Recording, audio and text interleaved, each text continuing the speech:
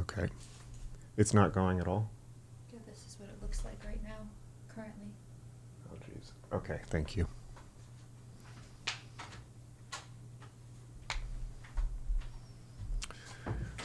Well, yes, hello. Welcome to our new stream time. And whether you're catching this on the live stream or recording a later recording, you're in for a doozy. We are going to do a deep, not just psychoanalysis, but psychological evaluation of the great beast himself, Aleister Crowley.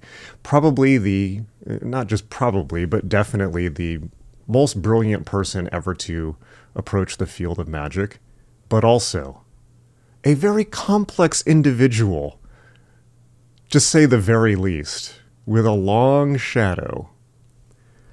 So I have right here, buckle up, buttercups, because I have right here a almost 70-page diagnostic report in thin font analyzing Crowley. It is structured as a modern clinical diagnostic report, as if it was written by a clinician diagnosing him based on the DSM-V. So if you're a mental health professional, you'll be right at home. This was assembled for me from a giant chunk. I'm going to give you sources. A giant chunk of Crowley's writing, his autobiographical writing, as well as biographies about him by many people. Also his letters, academic writing on him, and lots more. But specifically what we did is we had GPT-03 Pro, which is the best, currently the most advanced AI model that can handle this amount of complex thinking. O3 Pro on deep research mode, which means it spent about 20 minutes scouring the entire internet and all of the books I told it to look at, and then spent a ton of time doing deep thinking about it and came back with a diagnostic report. And I gave it a hell of a prompt. Let's put it that way. So before we dig into this, first of all, let's hear some predictions. Of course, make sure to subscribe to the channel. But while you're subscribing to the channel, let's hear some predictions, because there is a specific diagnosis from this. What do you think? What was going on with Crowley? Do you want to hazard a amateur diagnostic yourself before we get into it? Do you want to guess what might be in here? Throw it in the chat, because I think that's going to be really, really interesting. And it'll be interesting to see what people predict based on what we have found here. So, what sources have we drawn on here? Quite a few. Most importantly, we are drawing on Crowley's own writing, his own autobiography, The Confessions of Aleister Crowley. It's not like Crowley wasn't prolific. He wrote, I don't know, probably upwards of 3,000, 4,000 pages of material, or something like 3,000 pages worth of material, or lots more of published only material that doesn't include his letters and correspondence and so forth. So we have lots of primary material. Obviously, he's been dead since 1947, but we have more of an insight into Crowley probably than a lot of people who are alive now, because he exhaustively documented his own thinking, his mental processes, his activities, including his failings, to his credit. So we have a lot to draw on. And what else? We looked at lots of Crowley's other writing, for instance, Magic and Theory and Practice and other books. Critically, we looked at Israel Regardie's The Eye in the Triangle interpretation of Aleister Crowley. Regardie was Crowley's secretary at about the age of 20 or 21, at which time he looked exactly like Harry Potter, hilariously enough. Regardie later went on to become a trained Reichian therapist and wrote this direct psychoanalysis of Crowley by somebody who knew and lived with him. Very, very valuable. Now, we're not treating these as authoritative sources, right? Most of these sources were used as guideposts for AI to do its own diagnostics using modern criteria. So we're not drawing directly from these books, but we're using this as essentially training data for the AI. Okay, we also drew, of course, on Richard Kaczynski's Perdurabo, The Life of Aleister Crowley. Excellent. This is the revised and expanded edition. Excellent book with tons and tons of citations of primary sources. It's very well cited. We also, let's see, Lawrence Sutin's biography, Do What Thou Wilt, A Life of Aleister Crowley. We also looked at the DSM-V Diagnostic and Statistical Manual of Mental Disorders. We looked at Crowley's Diary of a Drug Fiend, which for some reason I don't have to hand, in which he talks quite a bit about his own internal psychological mechanisms, not just around addiction, but lots more. He really unveils his psychological weaknesses in there. We looked at Colin Wilson quite a bit, particularly his text, Aleister Crowley, The Nature of the Beast, where he also gets into some psychoanalysis. We looked at Crowley's own essay series, The Psychology of Hashish, which is very good. It's deceptively named Psychology of Hashish, but it's more about Buddhist jhanas or trance states. That was published by him under the pen name Oliver Haddo in his Equinox series of periodicals, which is excellent. That contains his own writing on drugs, mysticism, and his self-awareness of his own psychological aspects and processes. And many, many more, including lots of letters and diaries from Crowley himself. So, and there's lots more than that we can go on, but I don't want tons more sources, mostly direct sources from Crowley. So, but I don't want to bore you. Now,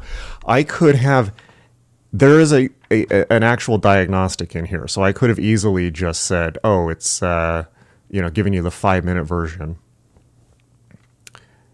But I think that Crowley deserves more than that.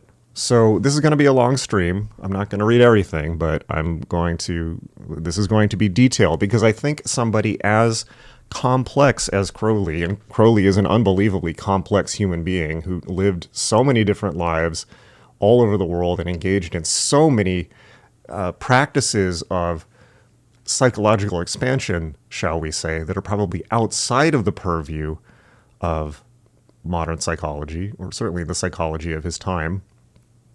He was so complicated and had such an output that let's put it this way. I don't think anybody who has assessed Crowley up to this point, including his many, many biographers, and I've read them all, have come to a fully satisfactory portrait of the man. And I think they would probably be the first to tell you.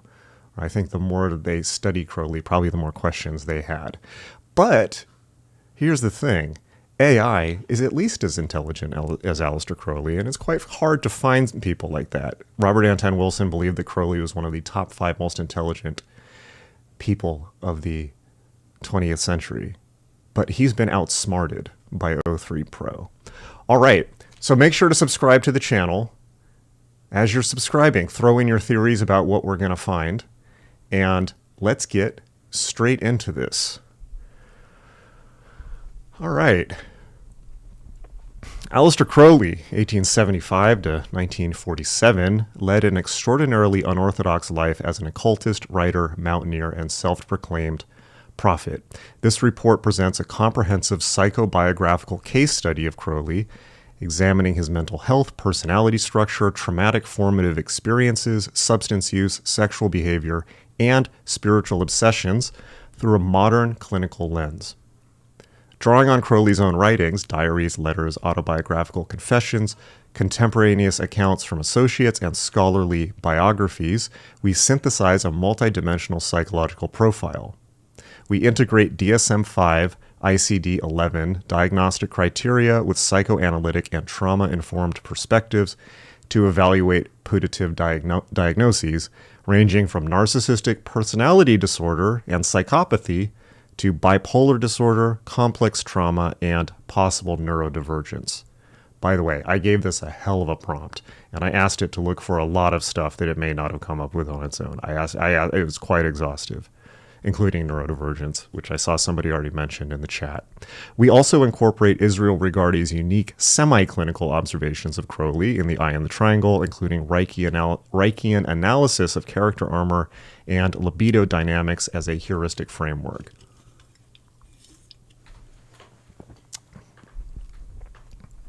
What are our predictions so far? Yes, it's Crowley rhymes with holy, not Crowley. That rhymes with foully. So Skydot says, betcha he's got some hyperfixation-tism. I definitely had this look for that because I've often had the same thought. Findings. Crowley's personality profile suggests a convergence of severe narcissistic and antisocial traits, with episodes of grandiosity that border on delusional.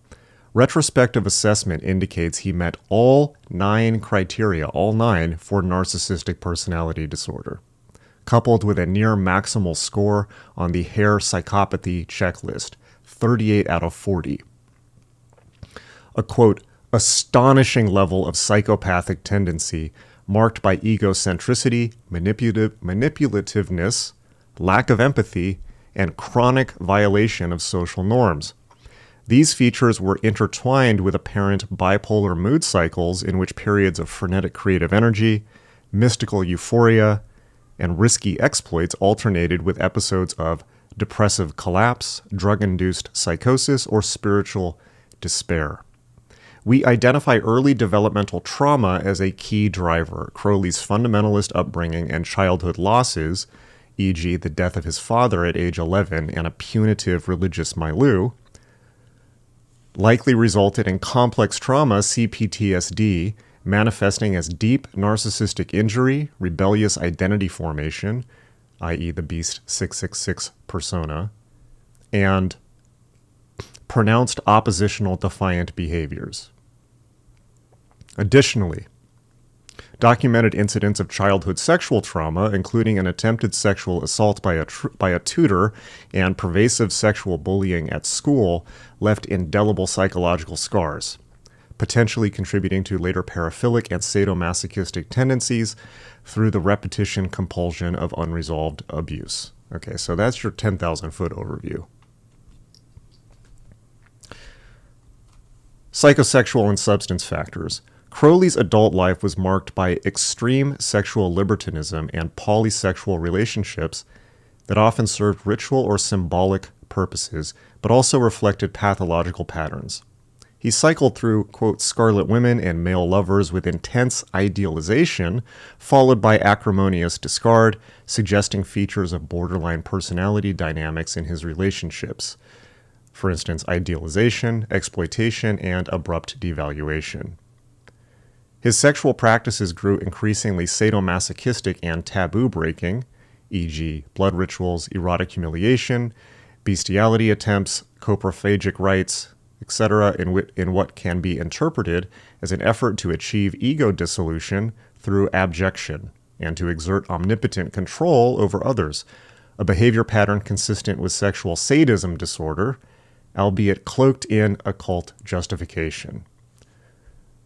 By the way, part of the reason for doing this stream is to, shall we say, separate the wheat from the chaff, and i.e. separate the occult justification from what's just pathology, because it's often hard to tell with Crowley. Crowley was also a lifelong polysubstance user who leveraged drugs for both mysticism and self-medication. He developed a severe heroin addiction, originally physician prescribed for his asthma in the 1920s, and remained an opiate addict until death, with concurrent heavy use of cocaine, hashish, and other psychoactives. These substances at times amplified psychotic-like phenomena, e.g. paranoid visions, grandiose delusions of messiahhood, and at others were used intentionally to induce trance states, sometimes known as artificial paradise visions. The interplay of drug neurochemistry with his underlying mood instability and personality disorder greatly complicated his clinical picture, contributing to downward spirals in functioning, e.g. the collapse of the Cefalù Abbey of Thelema amid Crowley's heroin and cocaine binging, as well as fueling some of his most inspired metaphysical writing. E.g., the surreal visions in the vision and the voice emerged under the influence of drugs and exhaustion. Spiritual megalomania versus psychopathology. A central question is whether Crowley's magical obsessions, his ardent belief in his divine mission as Thelemic prophet and pursuit of enlightened states, represented genuine mystical genius or pathological delusion. Our analysis suggests it was both. That's satisfying to me. Crowley exhibited authentic charismatic and creative genius in synthesizing Eastern and Western esoteric systems. He reported bona fide mystical experiences, e.g., deep meditative absorptions and transcendental insights that align with known phenomenology of altered states. However, these coexisted with obvious grandiose delusions, e.g., literally identifying as the great beast 666 prophesied in Revelation, and as the world's supreme magical authority, and a pattern of self-mythologizing that veered into deception. Evidence strongly indicates that Crowley at times confabulated or fraudulently staged spiritual events. For instance, irregularities in his account of the 1904 Book of the Law revelation suggest he later embellished or even faked aspects of this pivotal event. The psychological function of Crowley's magic can thus be seen as a grandiose defense mechanism, a way to construct cosmic meaning around his personal trauma, and to armor his ego against feelings of inferiority and fragmentation. Yet paradoxically, magic was also Crowley's vehicle for profound self-exploration and attempted integration of his psyche. Through ritual and yoga, he confronted inner demons, shadow aspects, and sought union with a transpersonal holy guardian angel, which can be interpreted as an encounter with the Jungian self. Not so sure about that, but sure, we'll do it for the diagnostic, as we cannot admit the actual existence of supernatural beings into such a process. Conclusions. Aleister Crowley emerges from this case study as a deeply divided individual who embodied both exceptional intellectual and spiritual gifts and severe psychopathology. On one hand, he was a visionary innovator, erudite, witty, creative, and fearless in pushing the boundaries of consciousness.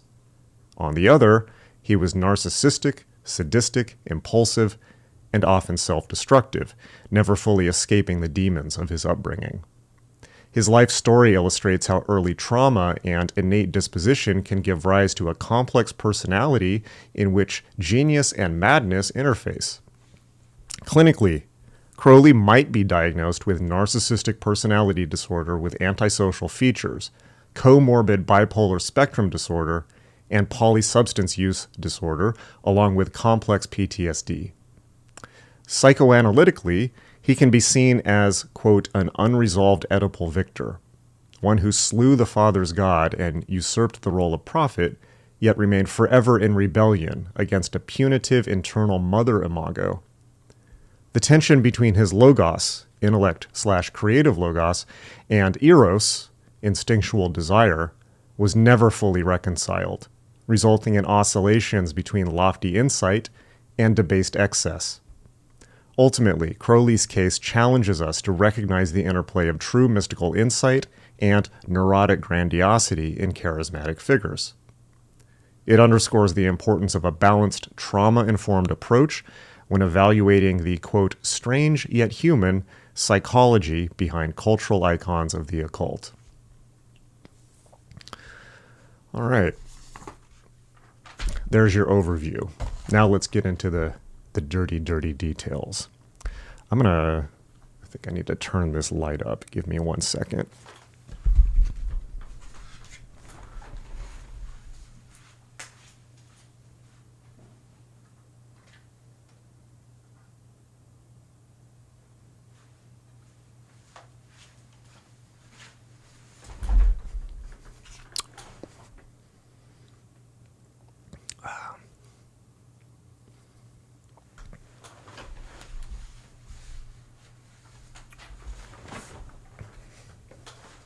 We'll run with it. Okay. Thoughts so far? I'm seeing people riffing off this in the comments. I'm going to release this as a podcast as well, I think. And yes, I know I haven't been doing podcasts for probably almost a year now. It's because I've shifted to YouTube, but ideally we're going to get them both going. I will continue doing interviews here, and they will double as podcasts. All right. Chronological biopsychosocial history. How's that for a mouthful? Chronological biopsychosocial history. Early life, 1875 to 1894. Fundamentalism and familial trauma. Aleister Crowley was born Edward Alexander Crowley in 1875 to a wealthy brewing family in Royal Leamington Spa, England. His parents were devout members of the Plymouth Brethren, a strict fundamentalist Christian sect. The young Crowley experienced a highly sheltered and religiously fervent upbringing, which he later described as stifling to his mind and spirit. His father, Edward Crowley, was a preacher in the sect and the dominant positive figure in Aleister's early life. Crowley idolized his father and imbibed his biblical teachings with fervor. This world shattered in March 1887 when Crowley's father died of tongue cancer. Aleister was only 11 years old. The death of his beloved father proved a profound trauma. Crowley would later pinpoint this event as the end of his childhood innocence. In the wake of Edward's death, Crowley's mother, Emily, became increasingly severe in her religious zeal and punitive toward her son. She viewed Aleister's budding adolescent defiance as, quote, devilish, going so far as to call him the beast during fits of exasperation. Crowley, precociously versed in scripture, discovered the beast of Revelation, the Antichrist figure number 666, and willingly adopted this identity in an act of adolescent rebellion and symbolic self-fashioning. This period marks the origin of Crowley's lifelong identification with the archetype of the beast or Antichrist, which can be seen as a direct reaction formation against the fundamentalist Christian morality imposed on him. Biographer Israel Regardie observes that Crowley's mother's fanatical piety and frequent castigation of him as evil played a, quote, dominant role in the development of whatever his neurosis was, appearing symbolically, as Regardie said, quote, in one form or another in all his mystical writing. In other words, Crowley's later spiritual doctrines, which enthroned anti-Christian liberative themes, were deeply entwined with his upbringing. Essentially, his religion of Thelema was in part a grandiose working out of childhood conflict with his mother and the repressive Jehovah of his youth. After his father's death, the teenage Crowley was placed under the guardianship of his maternal uncle, Reverend Tom Bond Bishop, who proved to be a cruel religious hypocrite by Crowley's account. Uncle Tom's oppressive discipline and moralistic tyranny amplified the boy's hatred of evangelical Christianity. Crowley later wrote a scathing obituary fantasizing about this uncle's death, describing him as, quote, the most grotesque hypocrite of all time, a sexual degenerate, a bully, a liar, and everything vile. In Crowley's psychological algebra, Tom equals evangelical equals Christ. Thus, to the extent he hated his uncle, he hated the Christ of his uncle's religion. Crowley clarified in his Confessions that he hated not God per se, but the God and Christ of the people I hated, as he said. A telling distinction that underscores how personal animosities and trauma were displaced onto religious symbols. During these years, young Aleister's health and education suffered. He was withdrawn from Plymouth Brethren School due to illness, likely a combination of severe asthma and psychosomatic stress. Tutored at home by Brethren-selected tutors, he encountered both religious repression and outright abuse. He writes that he was, quote, always being watched for signs of masturbation and always being warned and worried about it. A 4-year campaign of moral surveillance that left him, quote, on fire in every nerve, with curiosity about sex, yet utterly ignorant and guilt-ridden. Regardie notes this obsessive anti-sexual conditioning indicates severe neurotic repression instilled in Crowley's psyche. Worse, one of his tutors, described as a fervent missionary, attempted to sexually molest the adolescent Crowley, introducing him to, quote, sodomitic practices. Crowley's own account, likely from Confessions, is that, quote, I knew exactly what it is from Confessions, quote, I knew exactly what he was doing. I let him go as far as he did with the deliberate intention of making sure on that point. This cryptic remark suggests the 15-year-old Crowley tested the tutor's predatory intent to a point, then broke off. An experience implying both early sexual boundary violation and a need for Crowley to assert control in a dangerous situation. He soon after reported the incident, or otherwise got away, as the tutor disappeared from his life. Additional trauma soon followed at Malvern College, a boarding school where his family sent him in hopes of improvement. Crowley later recounted that, quote, sodomy was the rule at Malvern. My study companion used even to take money for it. As a physically slight, emotionally isolated boy, and possibly seen as odd due to his religious background and intellectual precocity, Crowley became a target of bullying and sexual exploitation. English public school. He eventually engineered his escape by gathering evidence of the prevalent sexual misconduct, stating, quote, I cunningly used my knowledge of the fact to get away from the school. He was transferred to Tonbridge School, but here too he was miserable. He fell ill, stated, my health broke down, and in his own words, what would have been my own fault or misfortune if I had been properly educated led to further troubles. A scribbled marginal note by Crowley many years later reveals one consequence. He contracted gonorrhea, i.e. caught the clap as a teenager, likely from a sexual encounter during this turbulent period. Between the moralistic repression at home, the predatory tutor, and the abusive school environments, Crowley's adolescence was a crucible of trauma, sexual, emotional, and spiritual. These experiences forged in him a resolve to defy and invert the morality of his caregivers.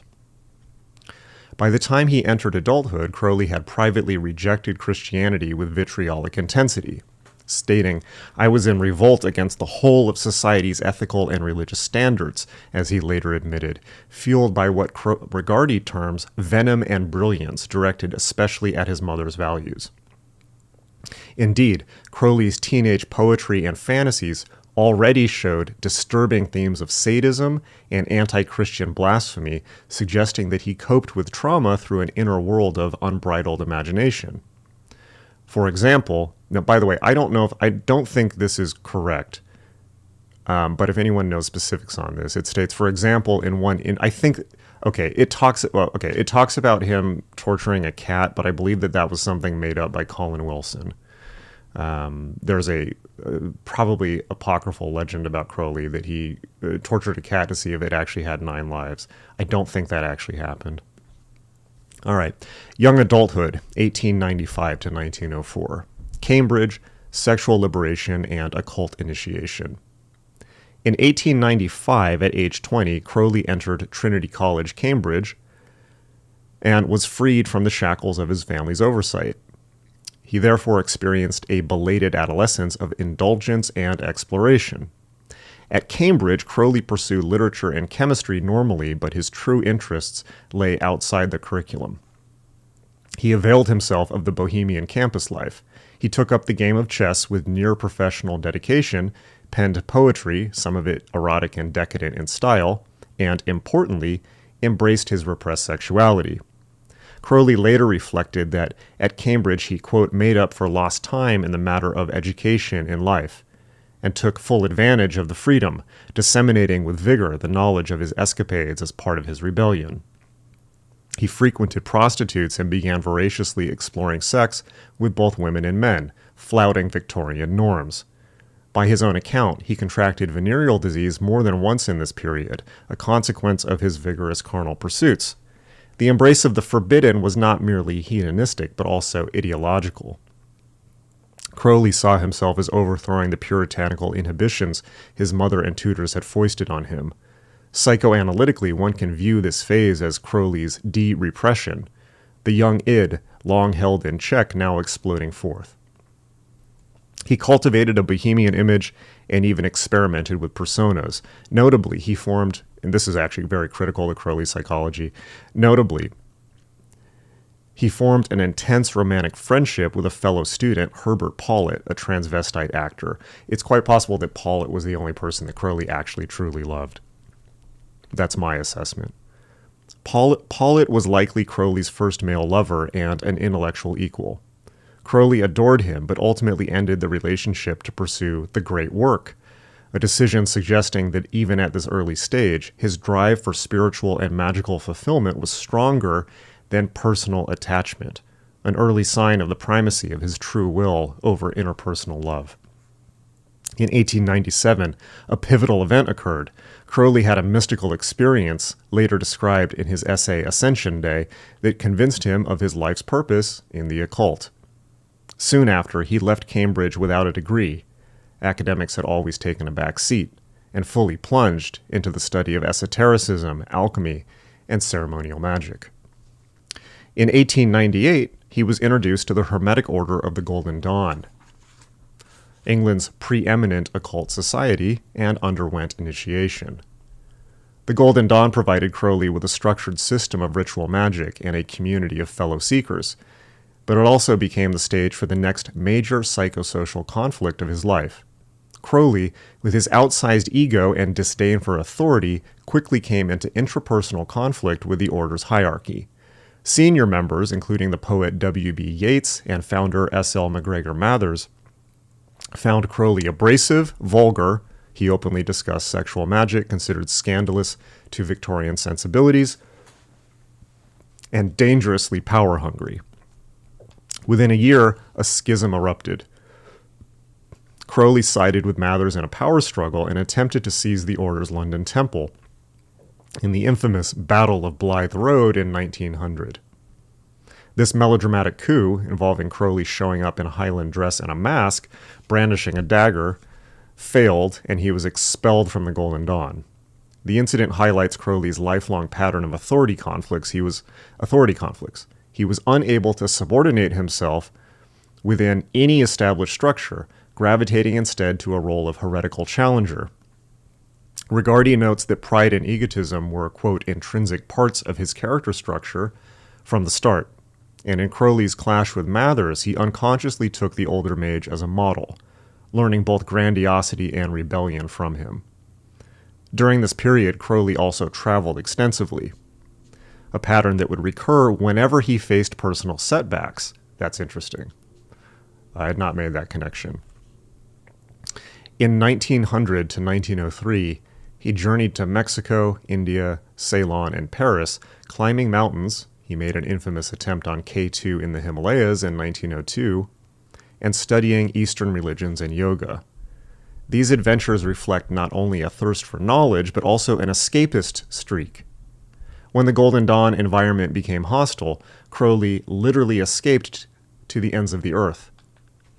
Notably, during a 1902 expedition in India, Crowley began serious yoga practice under Alan Bennett's guidance. Bennett's a great hero of mine, Frater Ayehi Aur or something like that. And also experimented with psychoactive drugs like charas, hashish, and opium to facilitate mystical experiences. By his mid-20s then, Crowley had a foundation of Eastern meditative discipline to complement Western magic, as well as an early familiarity with the mind-altering effects of drugs on consciousness, something he would continue to exploit.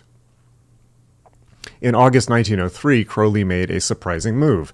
He married Rose Edith Kelly, a family friend, essentially to save her from an arranged marriage. This impulsive decision would have monumental consequences, as Rose became the scribe, and perhaps medium, for Crowley's most significant mystical experience, the Cairo revelation. In 1904, while honeymooning in Cairo, Crowley performed a ritual invocation that culminated in the dictation of Liber Al Vel Legis, the Book of the Law, over 3 days in April. Crowley claimed that an entity named Aiwass, a messenger of the gods, spoke through the air at noon and delivered a prophetic text heralding a new spiritual aeon. The book of the law proclaimed, "Do what thou wilt," shall be the whole of the law. A radical dictum of individual will and Nietzschean elitism in stark opposition to Christian ethics. This event marks the apotheosis of Crowley's early adulthood, a moment of religious mania or genuine gnosis that would define his identity thereafter. Biopsychosocially, one can see the Cairo experience as the convergence of several factors. Crowley's occult training, drug use. There's evidence Crowley and Rose used hashish and perhaps copious alcohol in Cairo. By the way, I've also heard pretty plausible theories, I think from the UK academic who was researching his drug use, that mescaline or peyote was involved in the transmission of the Book of the Law, and that Crowley may even at that point have been dealing mescaline or peyote for additional money. I don't know if that's true or not. I can't corroborate it, but I throw it out as unverified rumor. But it's quite likely that drug use was happening. Psychological stress and a creative unconscious bursting to articulate his mission. Interestingly, later researchers have uncovered discrepancies in Crowley's story of the 1904 revelation.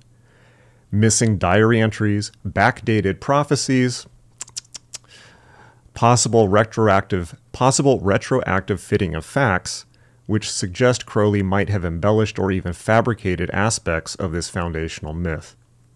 Whether purely mystical or partly a conscious fraud, the result was the same. Crowley emerged from 1904 utterly convinced of his destiny as the prophet of a new age.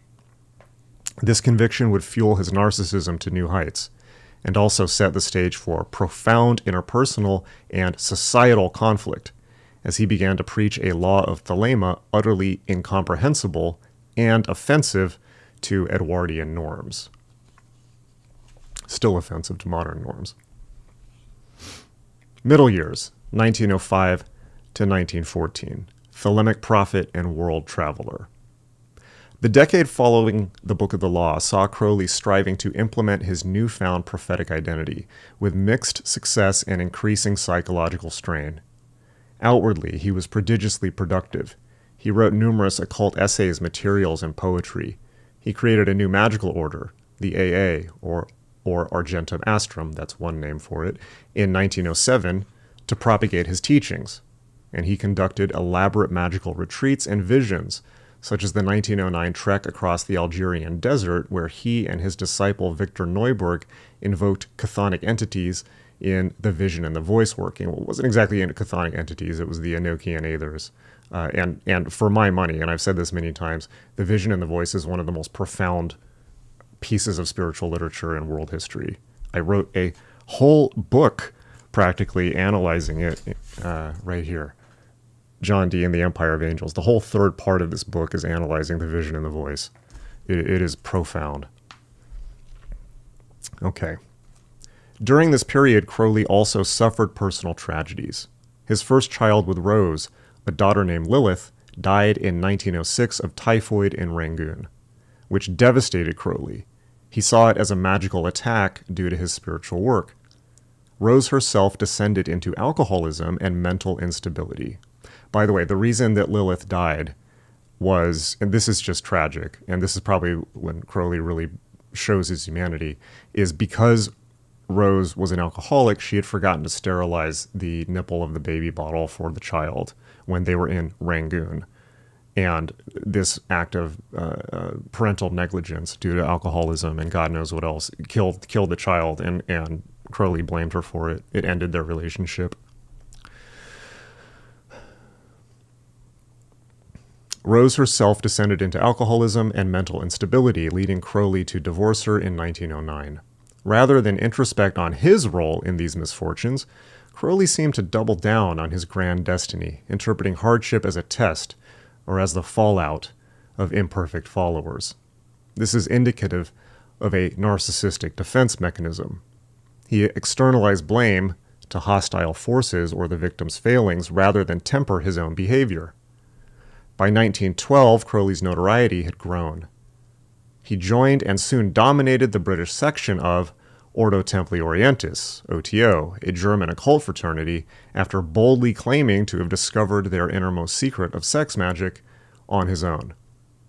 Crowley's penchant for sexual magic went public when he penned scurrilous articles and performed the rites of Aloysius in London, dramatic occult rituals with poetry, music, and drugs staged as public performances.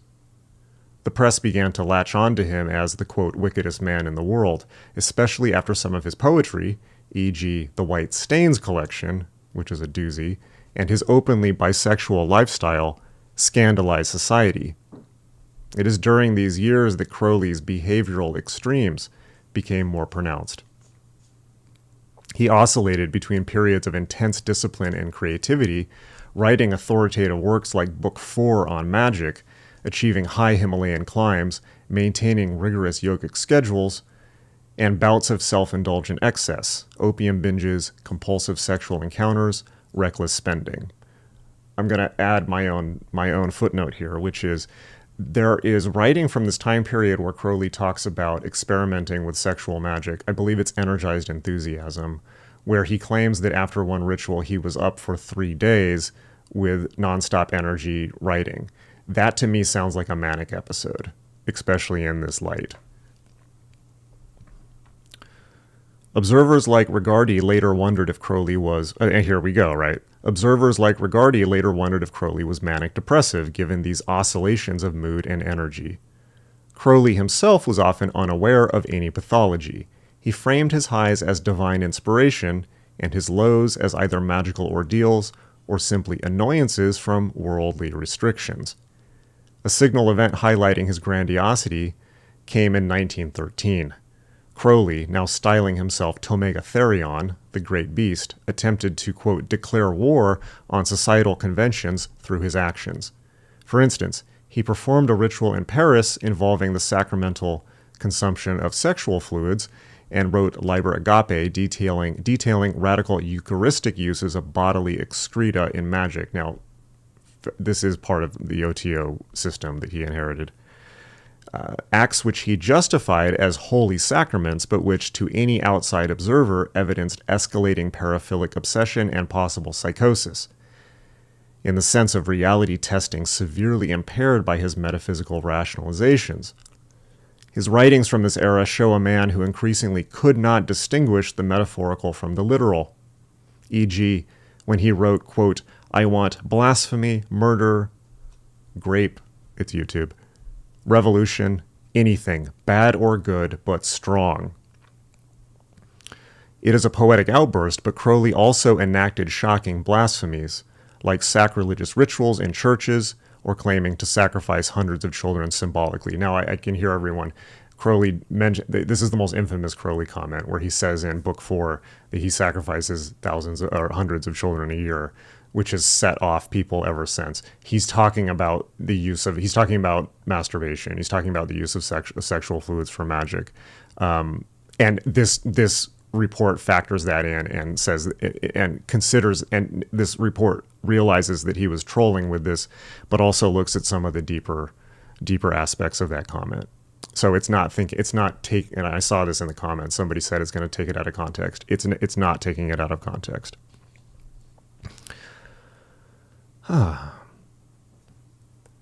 Yes, so it is a poetic outburst, but Crowley also enacted shocking blasphemies, like sacrilegious rituals in churches or claiming to sacrifice hundreds of children symbolically, this is a troll, as if to live out these dark impulses. World War I found Crowley in the United States, 1914 to 19, where remarkably he involved himself in a propaganda caper. He wrote pro-German articles in New York to infiltrate and undermine Germany's cause, according to his later claims. This episode, Crowley as an agent provocateur, speaks to his chameleonic identity. Now, what it's not factoring in is that he was also working for MI6. So some of this was probably mandated by the British state. So there's also that murky aspect of it. This episode, Crowley as an agent provocateur, speaks to his chameleonic identity. He could play roles on the world stage with theatrical flair, and it is often hard to know where sincere belief ended and self-amusement or deception began. Biopsychosocially, constant travel, shape-shifting roles, and the chaos of war likely exacerbated his sense of being unmoored. By 1919, Crowley was financially broke, physically exhausted, and increasingly addicted to drugs. During the New York years, he had been abusing heroin and cocaine in earnest under the pretext of experimentation and self-medication. This was the same time in which he was practicing voraciously OTO sexual magic with prostitutes in New York, often daily, and often of extremely skanky nature, shall we say, and contracted multiple venereal diseases as well. So he was going for it. Abbey of Thelema era, 1920 to 23, utopian experiment and breakdown. In 1920, Crowley, along with a small band of followers, including his new Scarlet Woman and lover Leah Herzig, established the Abbey of Thelema in Cefalù, Sicily. This was intended to be a commune where Thelemic principles governed daily life, a bold social experiment and the culmination of Crowley's prophetic mission. The Abbey period is crucial in understanding the peak and collapse of Crowley's functioning. On one hand, he saw it as the Garden of Thelema, where free love, mystical practice, and childlike liberation would produce enlightened beings. There was only one such recorded, which was Frank Bennett. On the other hand, historical accounts reveal that the Abbey descended into squalor, excess, and tragedy. Crowley's personal behavior at Cefalù was wildly dysregulated. He was consuming heroin and cocaine in large quantities. His drug fiend phase was full-blown. Quote, his heroin addiction came to dominate his life, and cocaine began to erode his nasal cavity by late 1920. He imposed increasingly depraved rituals. Famously, he attempted to stage a ritual involving a goat copulating with one of his women, which ended with the goat being ritually slaughtered. I believe it was Leah Herzig.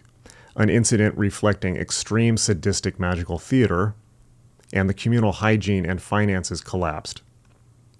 One disciple, Raoul Loveday, died in the Abbey at 1923, likely of acute illness from contaminated water or over-ingestion of ritual materials, and Loveday's wife gave a lurid exposé to the British press.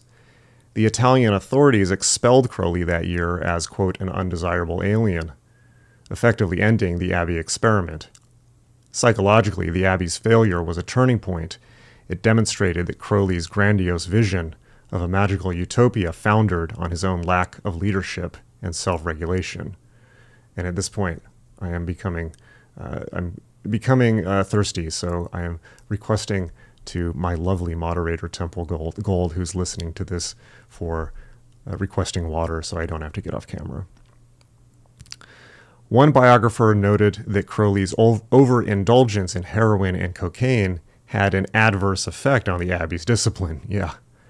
Essentially, the guru was too incapacitated or self-absorbed to maintain order. Crowley himself was forced to confront, albeit fleetingly, the gap between his self-image and reality.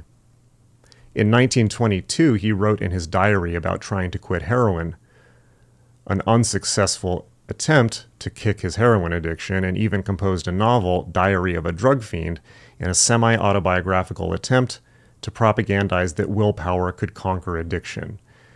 Yeah, Jim Wasserman, who was an OTO person starting in the 70s, later, who also was a heroin addict before his death, wrote about this, that it was, I think in his words, sheer bullshit, and had led so many people that followed Crowley into addiction thinking that they could overcome it with willpower, which is nonsense.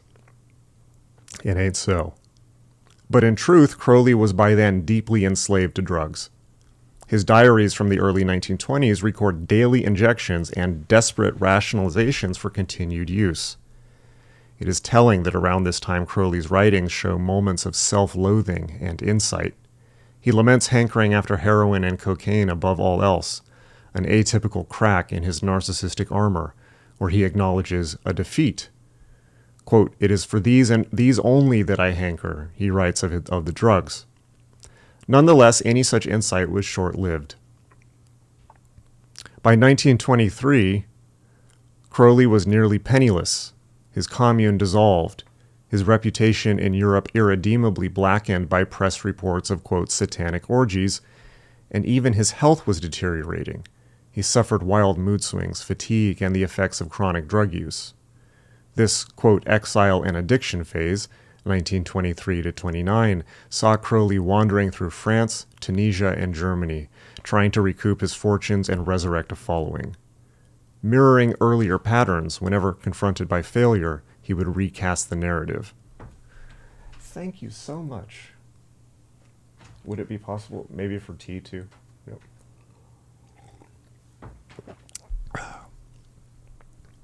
Everyone please give a hand to our lovely moderator, Temple Gold, who has kept this stream going.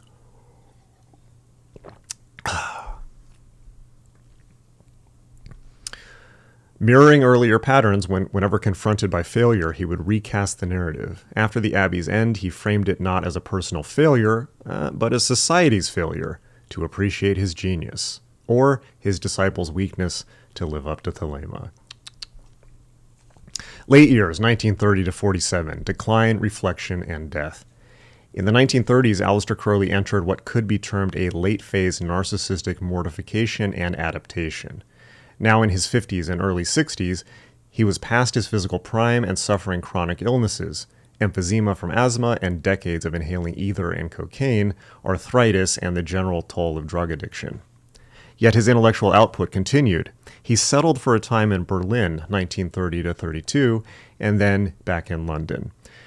During these years, Crowley showed a surprising degree of pragmatic compromise, likely because he had no choice. For instance, to maintain his heroin supply, he found a physician in London willing to prescribe him regulated doses, Dr. Campbell Thompson, and he stabilized to an extent on a maintenance dose after some unsuccessful attempts at abstinence.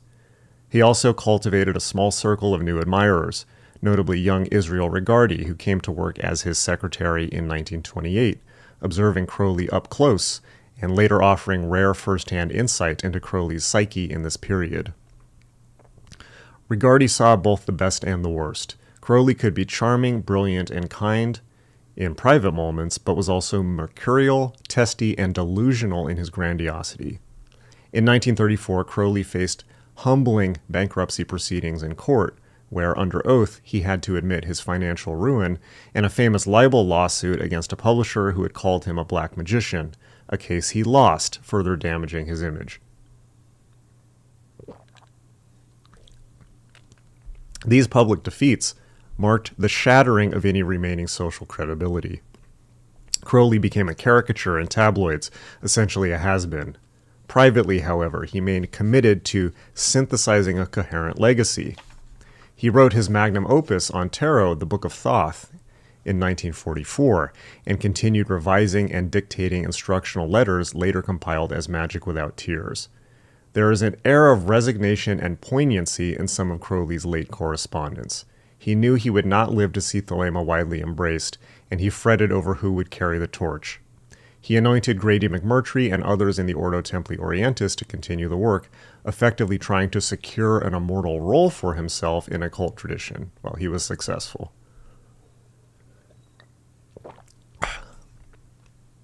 Physically, Crowley spent his final years mostly in a boarding house called Netherwood in Hastings, England.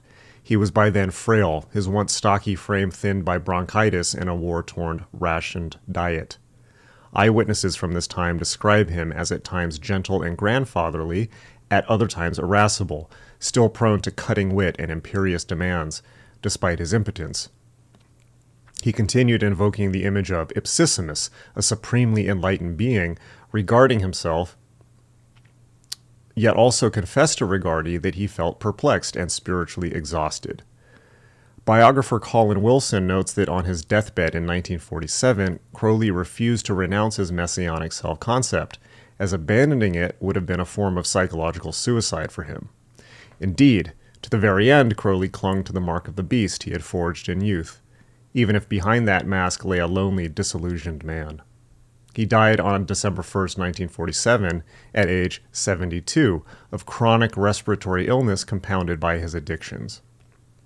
According to witnesses, his final, and this, by the way, is probably apocryphal, but it has survived as at least urban legend, shall we say.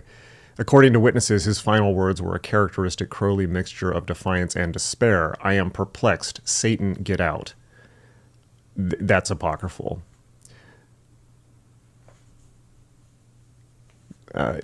AI says it's an apt coda, however, to a life wherein he alternately identified with devils and battled them.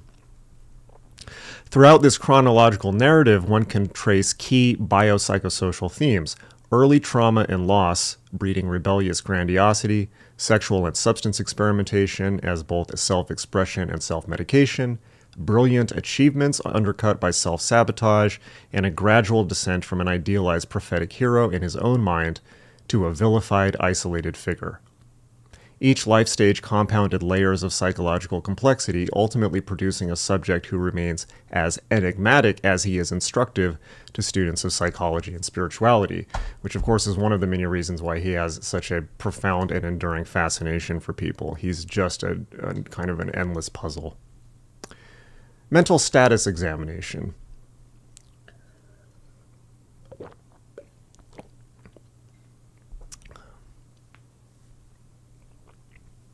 It's really good that we have this, by the way, because in my opinion, Crowley's biography, I don't think there's ever been a truly neutral biography of Crowley, because they tend to either be too, like, way too, they're like hit jobs, like John Simon's, where they're trying to tear him apart, or they're given over to idol worship, in the case of many of the other biographies. Or in the case of Lawrence Sutin, they're just not particularly well researched. So this is much more objective. And I'm going to go with this. And I'm doing, there are a few bits where it's flubbing details, but I'm correcting those. And overall, everything here is spot on. Even when it flubs details, it notes that they may be apocryphal. So we've got that. Mental status examination. General appearance. In person, Aleister Crowley's appearance evolved over time, but several consistent impressions were noted by contemporaries. In his youth and midlife, he presented as a stocky, stout man of average height, often clean-shaven or with a small mustache. He had a notably domed forehead and piercing eyes. Photographs from his 30s show him with an intense gaze and often a somewhat smug or knowing expression. He favored eccentric or flamboyant attire on occasion. For rituals, he donned elaborate robes and headpieces, whereas in daily life he might affect a bohemian dishevelment or, conversely, dress in conservative suits.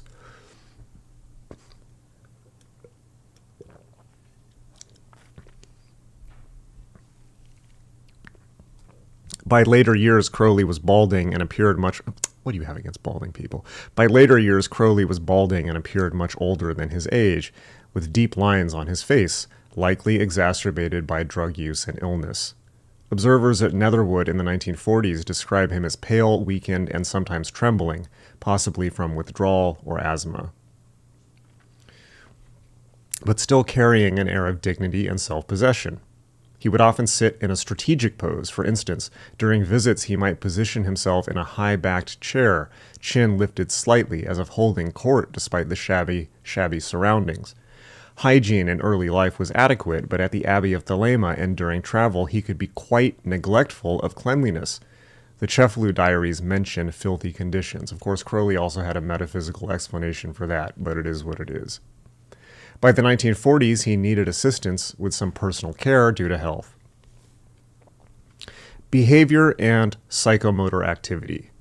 Crowley's behavior was typically deliberate and controlled in social interactions, at least superficially. He was capable of great charm. He could be polite, witty, and ingratiating when it suited him. For instance, when meeting potential patrons or disciples.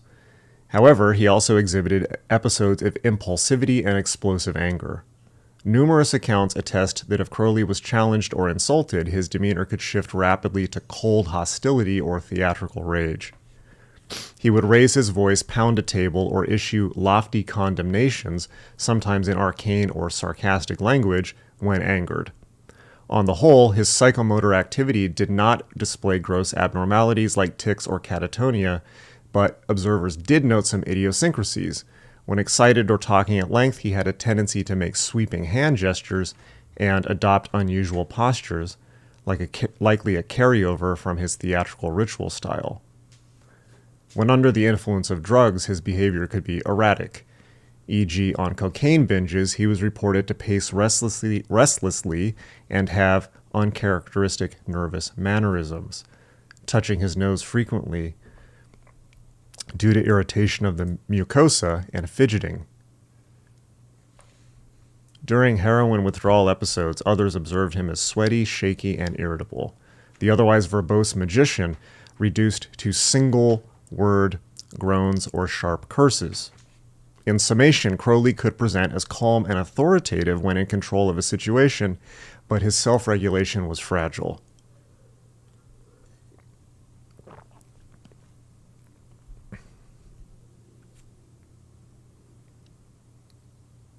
Stress or ego threat could elicit dramatic, sometimes socially inappropriate conduct.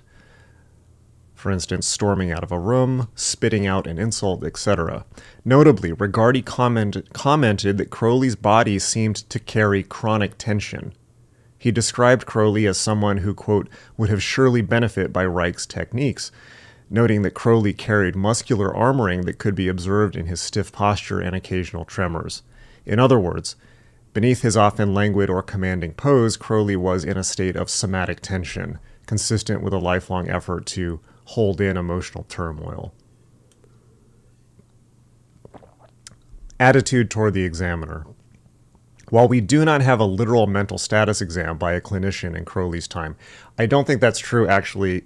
Tobias Churton told me that he later had himself evaluated for schizophrenia and was not schizophrenic. I don't necessarily think the evaluation incorporated anything except that, though. We can extrapolate from reports of how he dealt with interviewers, journalists, and acquaintances. Crowley typically assumed a condescending or superior attitude toward anyone querying him. He saw himself as the teacher, not the subject. In an examination setting, he likely would be guarded yet grandiose. He was highly intelligent and would understand the intent of questions, but he might toy with the examiner by giving elusive or paradoxical answers. If asked about his feelings or personal weaknesses, Crowley might deflect or make a joke. For example, when psychiatrists of his era speculated about his sanity, Crowley scoffed that, quote, diagnosis can be too slick, too easy, asserting that labels like schizophrenic did not apply to one with his self-discipline and occult attainment. This is true. This suggests that he would deny or minimize psychopathology, however, likely reframing symptoms as spiritual phenomena. He would be highly defensive about his drug use and perversions if confronted. Historical evidence shows he justified these as sacred or necessary. That said, if the examiner won his respect, perhaps by showing occult knowledge or psychological insight, Crowley might engage more openly. Israel Rigardi, who had a dual role as both disciple and later therapist figure, noted that Crowley, quote, did not and could not keep his attitudes a secret, implying that he was in some ways an open book about his eccentric views, but still that openness was on his terms. As Alan Moore once remarked, to know, to will, to dare, and to keep silence. Well, at least Crowley had the first three down. Overall, Crowley's interpersonal style with an examiner would be domineering. He might attempt to steer the interview, perhaps even analyzing the analyst. For instance, tell me, doctor, have you experienced samadhi? He might ask slyly. I can absolutely see him doing that. If he sensed the examiner was skeptical or censorious, he could become hostile or terminate the interview. If he sensed fascination, he would likely perform. That is, he would revel in recounting his grand exploits, mystical visions, and so on, with a flair for impressing or shocking. Mood and affect.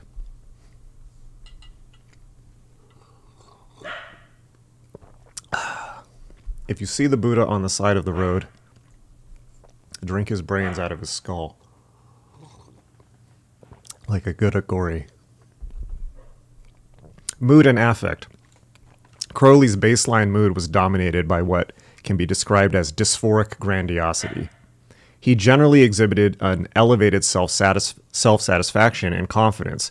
He often felt above ordinary people. However, his writings and accounts of those around him suggests that internally he oscillated between euphoric states when engrossed in magical work or new love affairs or at the start of a journey, and irritable depressiveness when bored, lonely, or in drug withdrawal. Well, understandable. His affect could be quite labile. For instance, during ritual practices and creative endeavors, he showed intense enthusiasm, joy even, a kind of manic exuberance. Witnesses of his lectures and rituals noted how his eyes would shine and his face flush with excitement when he reached a climax of a ceremony or poem. In relaxed settings, he had a dry, sardonic affect. He enjoyed witty banter and had a twinkling kind of mirth and storytelling, but often his humor had a cutting, dark edge, indicative of underlying aggression. When provoked or depressed, Crowley's affect turned notably contemptuous or sullen.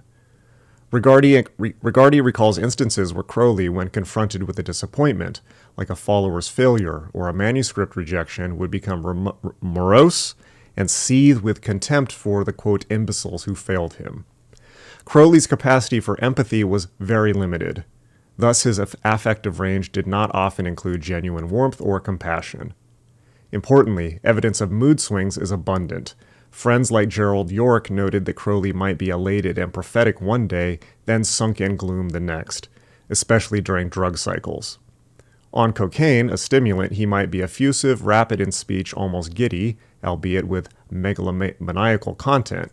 On heroin or in withdrawal, he was more sullen, dysphoric, or anxious. There are suggestions he had suicidal ideation at times. He once wrote a pessimistic entry about being a failure and flirted with the idea of ending it all in one letter, but he usually transmuted despair into anger or blame outward. Thus, examiners in different moments might diagnose him with mood congruent with narcissistic injury, e.g., angry when slighted, smug when praised. Overall, his mood can be summarized as predominantly irritable elevated, a mix of chronic irritability stemming from frustrations and perhaps a dysthymic core related to trauma, and an inflated positive mood when basking in his own sense of accomplishment or mystical awe.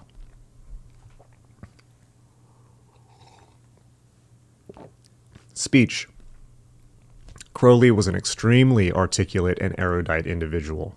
His speech was characterized by pressured verbosity at times. He could lecture at great length with complex, well-formed sentences. He had a large vocabulary, drawing from literature, scripture, multiple languages, including French and Latin. He often spoke in a posh, affected British accent. He had been raised upper middle class, but with an idiosyncratic cadence. Interestingly, recordings of Crowley's voice exist and confirm descriptions. He spoke in a high-pitched, somewhat nasal tone. In one of my podcast episodes, I used AI to clean up some of these recordings so you could actually hear his voice. It was very interesting.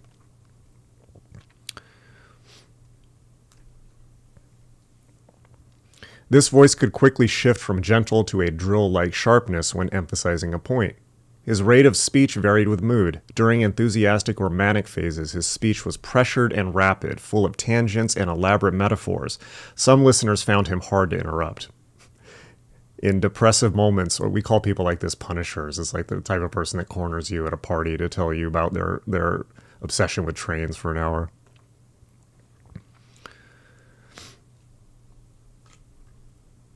In depressive moments, or when irritated, his speech could become biting, with clipped phrasing and scathing sarcasm. He frequently used arcane or poetic language.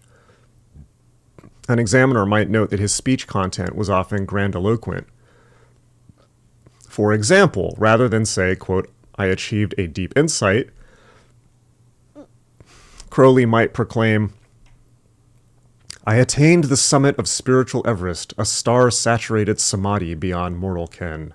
That's not a direct quote, but it's a nice caricature. This florid style, while linguistically impressive, sometimes impeded basic communication of facts.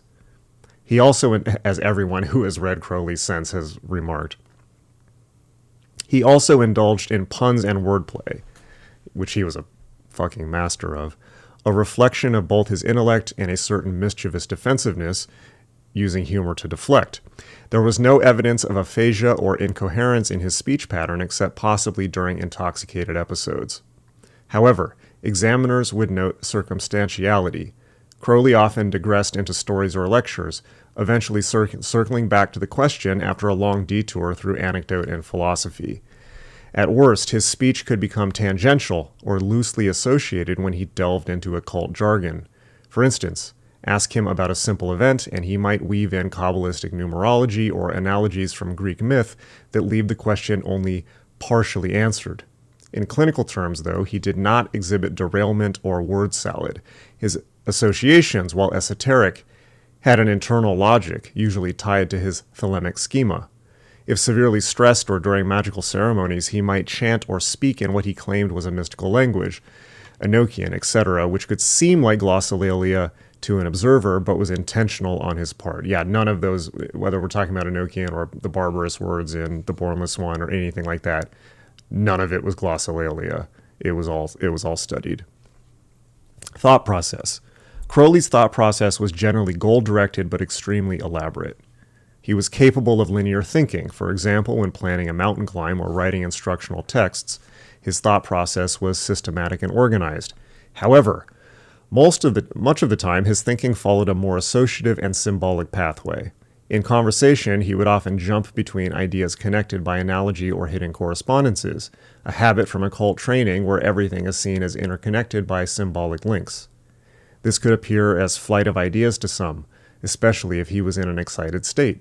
An example, discussing a simple topic like diet might lead Crowley to talk about the alchemical properties of salt, then to the Kabbalistic symbolism of salt in ritual, then to a personal anecdote of a fasting experiment. To him, this was a meaningful chain. To others, it could seem tangential. Importantly, Crowley did not display formal thought disorders such as incoherence or thought blocking outside of perhaps drug-induced episodes. During mescaline or hashish experiments, he recorded experiencing stream of consciousness vision sequences, but he was always able to later articulate them coherently in writing, e.g. see his Paris working visions. He did have a tendency toward magical thinking, you don't say. He genuinely believed his thoughts and will could affect external reality via occult means. For instance, if he cursed an enemy and that person later fell ill, Crowley credited his thought power, not coincidence. To a clinician, this might appear delusional, but it was consistent with his cultural context. Occultists share such views. He was also paranoid in thought content at times. He suspected conspiracies against him, some real, some exaggerated. After conflicts, he often surmised that former allies had banded together, quote, astrally, to psychically attack him, or that secret Catholics in the press were out to destroy him. This indicates a persecutory trend in his cognition when stressed. One also notes grandiosity in thought content.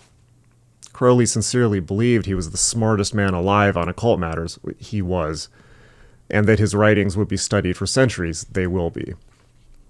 He compared himself, so it's kind of, this is the thing with Crowley, it's like he's completely grandiose, but it's not always unfounded. He compared himself to great poets and religious figures without humility. However, he did not exhibit grossly disorganized thinking.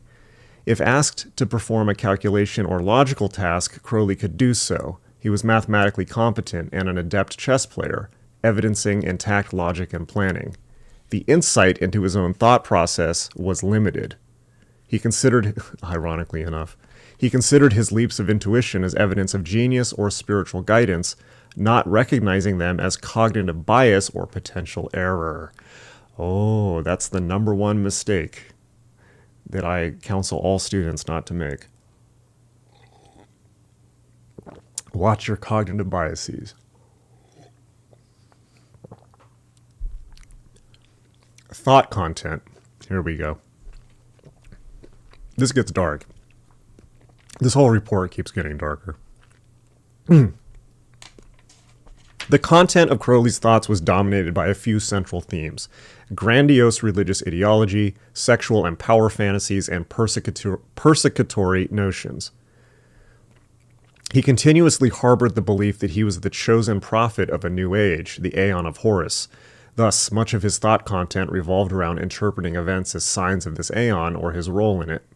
He was preoccupied with occult subjects, magic, symbolism, the progress of his soul and others on the spiritual path. Examiners would find an elaborate delusional-sounding system, e.g., he believed he had achieved the rank of ipsissimus, one who is in tune with the cosmic will, which in DSM terms could be seen as a delusion of grandeur. But he also wrote that this did not make him infallible. It did not make him infallible. So it's a nuanced delusion, more like an overarching self-concept reinforced by subjective, quote, mystical evidence. Another major thought content area was sexual dominance and submission. Crowley's diaries and poetry reveal an obsession with taboo sexual acts, often described in quasi-mystical terms. He saw sex as a sacrament of power, e.g., the idea of drawing magical energy from degrading acts or controlling partners. An examiner might be alarmed by references to performing blood sacrifices or summoning demons through intercourse, but Crowley would insist these are metaphors or misunderstood, quote, capital M, magic with a K. Nonetheless, a clinical perspective sees content bordering on the psychotic or at least highly abnormal. In his joyful endorsement of scriptural, murder, grape, YouTube, and chaos. He often fantasized about the destruction of his enemies. I mean, who doesn't, though? There is also evidence of identity fragmentation in his thought content. Crowley gave names to different aspects of himself, for instance, Perturabo, Onkof Nakansu, etc., and sometimes wrote as if they were distinct entities or past lives influencing him. He did not, however, have classic hallucinated voices. These were more like imaginative role-playing or disassociative states induced deliberately, as in assuming the god form of a deity during ritual. If asked about these, Crowley would again frame them as intentional magical memory exercises, not as mental illness. Homicidal or violent ideation occasionally surfaced. He once coolly wrote that he had no qualms about human sacrifices if they furthered the great work. His footnote about sacrificing, quote, 150 children in 1 year, which AI correctly notes is likely a dark joke about masturbation, which is what it was, nonetheless reflects an extreme detachment in his thought content regarding violence. So this is critical, since this is, if you're people who do Crowley apologetics always have to address that statement in book 4. And I think that this is a good analysis of that, which is, yes, he's trolling, but like, what the fuck, man? Why would you write that? So it, as the report says, reflects an extreme detachment in his thought content regarding violence. There's scant evidence he seriously planned actual homicide, but the ideation was present as a provocative thought. Suicidal ideation was less explicit. He more often wrote about transcending life than ending it, though he put himself in dangerous situations as a form of passive self-destructiveness. He did occasionally mention wishing he could cease when in despair, but quickly reframed it as a wish for mystical union, i.e., ego death, not physical death. His thought content was also permeated by paranoia at a societal level. He believed the, quote, slave religions, Christianity especially, were actively conspiring to suppress true will and thus were enemies to be defeated. Post-Abbey, he felt the British press had essentially crucified him and that conventional society was plotting his downfall. This might be partly reality-based, he was indeed vilified, but Crowley amplified it to almost cosmic war significance.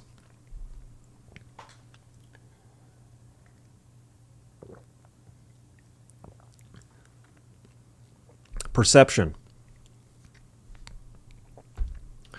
P.S. I see a lot of super chats. Thank you so much. We're going to have to, I will answer them at the end of this so we don't break flow, but thank you so much to everyone super chatting. Make sure to like and subscribe and consider becoming a supporter of the channel. We've got merch. You can get free meditations to start magic in a non-insane way at start.magic.me. Please do these things. And thank you very much to the super chatters. Perception. Crowley did not in ordinary states. Yeah, P.S. By the way, super chats and things like that allow me to do things like read stuff like this to you for 4 hours instead of working an IT job or something. Perception. Crowley did not, which I often think that working an IT job would be a lot less stressful, but there we have it. Perception. Crowley did not, in ordinary states, report classical hallucinations. His perceptual abnormalities were primarily in the context of drug use or intentional trance. Under mescaline, peyote, or hashish, he experienced vivid visions, which he documented in works like The Drug and The Herb Dangerous. He was aware these were drug-induced, yet believed they unveiled genuine spiritual dimensions. During intensive ceremonial magic, he sometimes perceived the presence of spirits or gods. For instance, during the 1909 desert operation, he and Neuberg saw the demon Choronzon, which Crowley said took the form of shifting shapes in the triangle. It's tricky clinically. Were these hallucinations or active imagination? Crowley maintained they were willfully induced visions, a controlled form of hallucinations where he could at least partially dictate the content via ritual. Well, as I and likely many people on this chat know, that's very possible. So I take him seriously in that. Outside of rituals, there are a few instances that could indicate mild perceptual distortions, e.g. when depressed and sick, he noted hearing his name whispered. This could be hallucination or hypnagogic phenomena. Or in his confessions, he mentions as a child he had, quote, an invisible friend or angel guiding him. Most likely, Crowley did not suffer from chronic hallucinosis, as in schizophrenia. His perceptions were anchored and less altered by substances or deliberate mystical concentration. He did, however, place great trust in subjective visions, ironically given his famous injunction in Liber O not to do so, like the voice of Aiwass. Modern psychiatry might classify the Aiwass communication as an auditory hallucination, or at least an internal voice misattributed externally. Crowley insisted it was external from a praeter-human intelligence.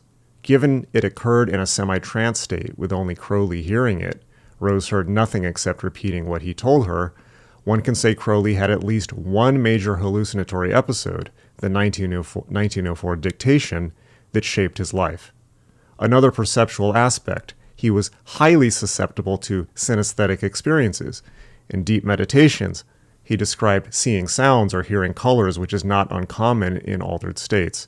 He also reported classic aura effects on drugs, e.g. halos around people or heightened color intensities. There is no indication of sustained delusional misperceptions in normal life, no chronic voices commanding him, etc. When not actively seeking visions, he perceived reality much as others did, through his interpretation of those perceptions, though his interpretation of those perceptions was colored by his beliefs. E.g., a sudden illness might be perceived as a curse or magical attack, though he saw the same symptoms a doctor would. Cognition. Crowley's cognitive functions from a neuropsychological perspective were largely intact and indeed above average. He had an estimated IQ in the superior range. While no formal testing was done, his mastery of multiple fields and quick wit attest to very high intellectual ability. He was oriented to time, place, person, except when intentionally altering consciousness. His memory was excellent, especially for textual information and correspondences. He memorized enormous amounts of literature, occult tables, poetry, etc. He did not show signs of dementia or gross memory gaps, except possibly from substance blackouts. There were occasions he had to piece together what happened during an opiate haze. His concentration could be either extremely focused. During writing or ritual retreats, he could concentrate for hours, a product of his yoga training, or extremely poor. During drug withdrawal or boredom, he was inattentive and easily distracted. Formal testing of, say, arithmetic or abstract reasoning would likely find him very capable. He enjoyed puzzles and cryptograms. He loved chess problems and complex magical ciphers.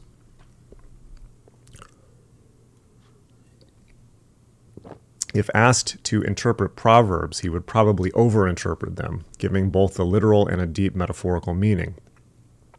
One area of potential cognitive distortion was insight/judgment regarding himself.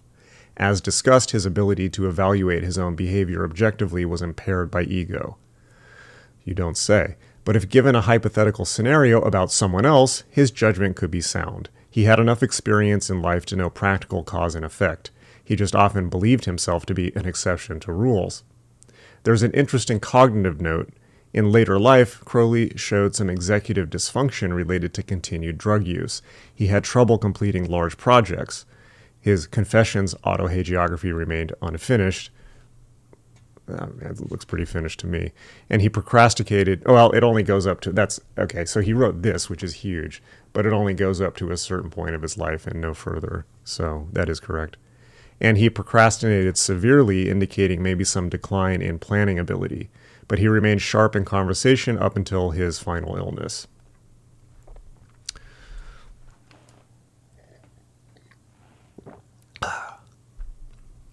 Insight and judgment. Crowley's insight into his own psychological condition was conspicuously limited. He never sought therapy, predictably given his disdain for being labeled or helped. He occasionally acknowledged having faults. For example, he admitted to being overindulgent or having a short temper, but he typically externalized the blame or reframed the narrative to preserve his self-image.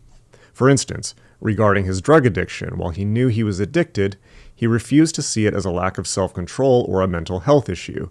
Instead, he either cast it as a, quote, magical experiment gone awry, or as a struggle akin to a spiritual test, which he thought he could quit by will.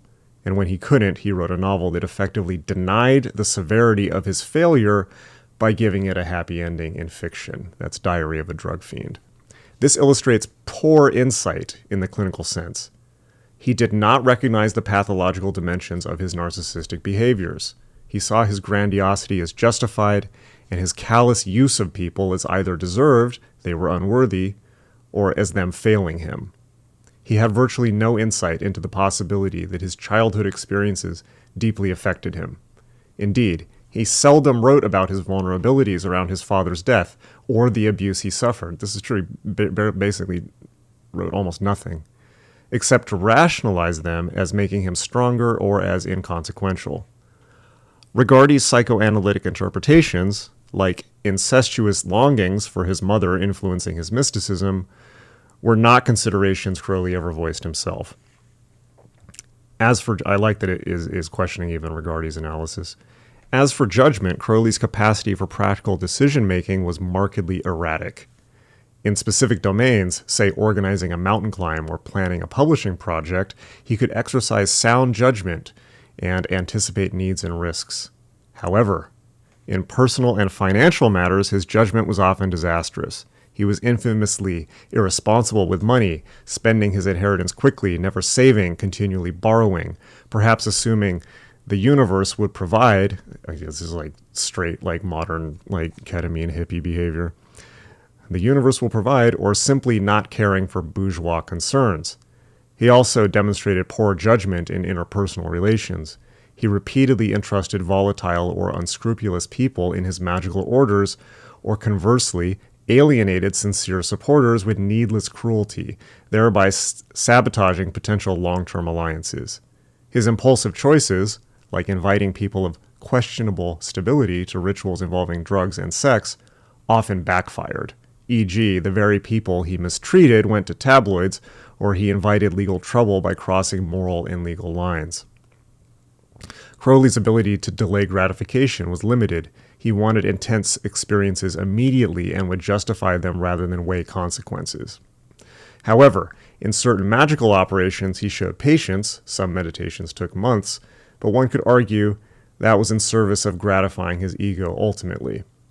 Overall, an examiner might summarize intact intellectual functions, but impaired self-awareness and self-regulatory judgment. Crowley often did what was momentarily expedient for his ego or curiosity, rather than what was prudent or ethical by conventional standards. He tended to overestimate his ability to get away with things, a common error in psychopathic personalities. And indeed, he got away with a lot until forces, i.e. financial ruin, age, and the law, caught up. By the end of his life, some degree of insight possibly emerged. He toned down public antics and focused on codifying teachings. Yet even then, he would not concede that he was wrong about core things. In sum, Crowley's insight was intellectual but not emotional. That's very straightforward. He might have grasped a psychological principle in theory. He read Freud and Jung a bit, and certainly knew about the concept of the unconscious, but he was loath to apply it humbly to himself.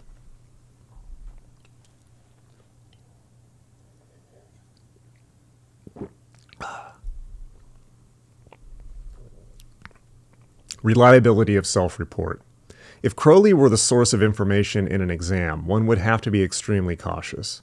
He was a notorious embellisher of his life story, so much so that one biography is subtitled The Legend of Aleister Crowley, highlighting how much of what he said about himself was self-created myth. He gave inconsistent accounts of certain events, e.g. how the Book of the Law was received, changed in small details over years as research by an academic named Cole, first name is not given, shows. He exaggerated his accomplishments, claiming spiritual attainments or magical powers that are impossible to verify. On the other hand, he meticulously recorded daily events and bodily functions in diaries. There's a paradox.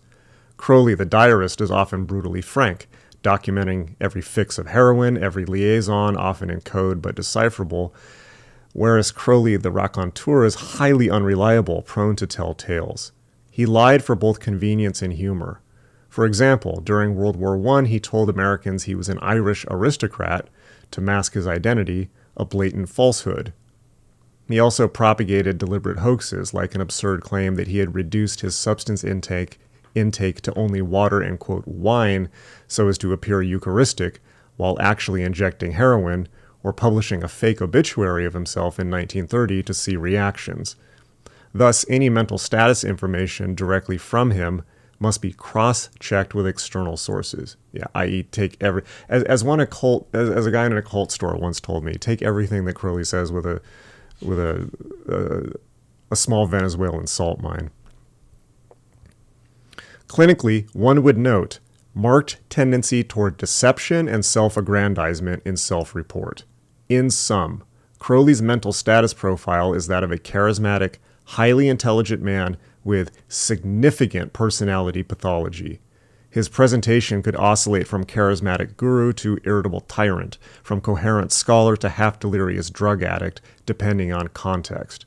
He maintained a facade of self-mastery and enlightenment that partially concealed, but did not eliminate, deeper emotional turbulence and impaired empathy, or as we call this now, spiritual bypassing.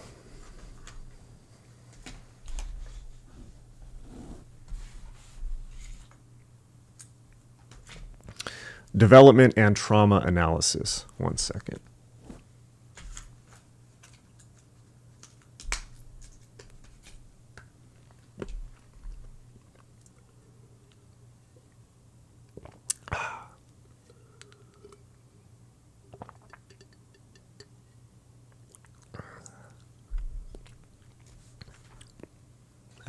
Man. Yeah, this is good stuff. This is good stuff.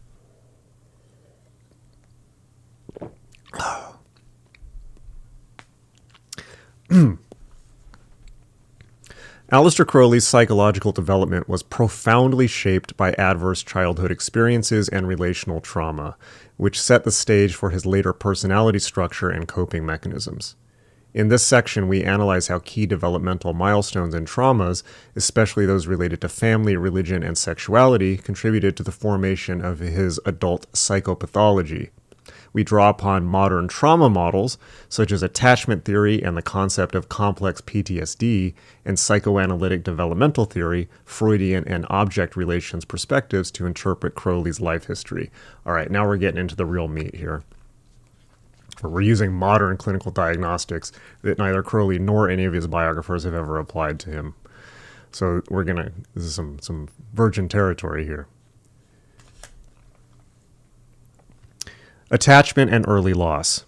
Crowley's early childhood up until age 11 was reportedly loving insofar as his father was attentive and affectionate. Edward Crowley's practice of reading the Bible to Aleister daily and involving him in evangelical missions provided the boy with a sense of purpose and approval, albeit within a rigid religious frame. Psychodynamically, one could surmise that Aleister had a strong attachment to his father, perhaps idealizing him as a paragon of faith. Meanwhile, his mother Emily was more remote and severe, leaving father as the primary source of warmth. The sudden death of the father shattered this primary attachment. For a sensitive, bright child, the loss likely induced not only grief, but also confusion and anger. Emily's response to widowhood, as Crowley later wrote, was a kind of hysteria of widowhood, where she doubled down on piety and control. Instead of empathetic nurturing to help Aleister process the loss, she grew stricter and more condemnatory, perhaps projecting her own anger and fear onto the boy.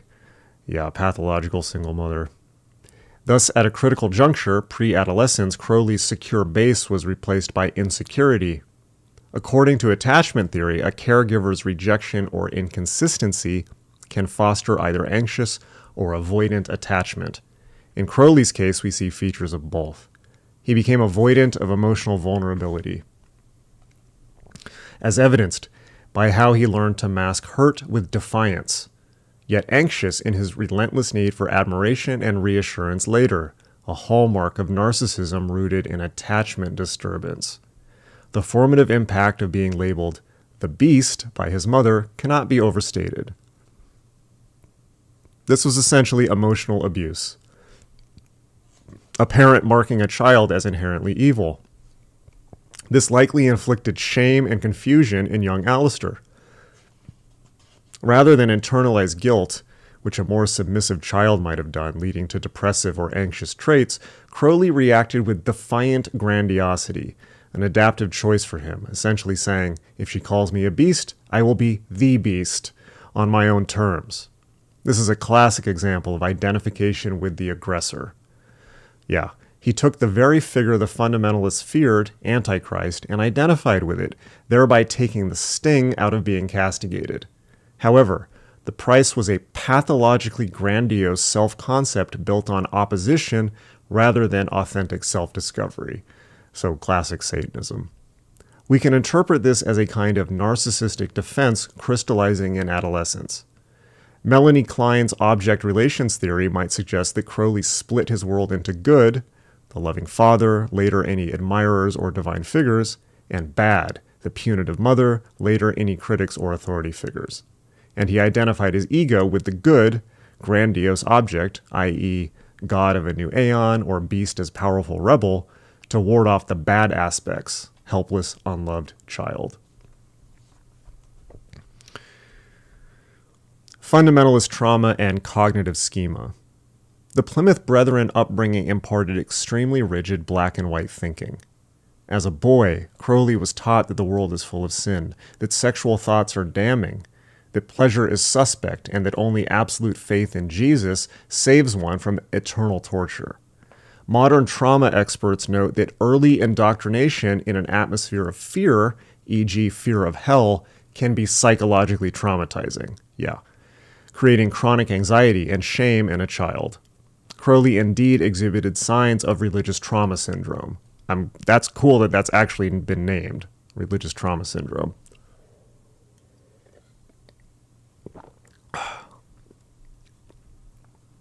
He developed an intense antipathy to Christianity and a compulsive need to invert its symbols, for instance, crosses in prayers in later life, which is reminiscent of someone triggered by those symbols due to childhood fear.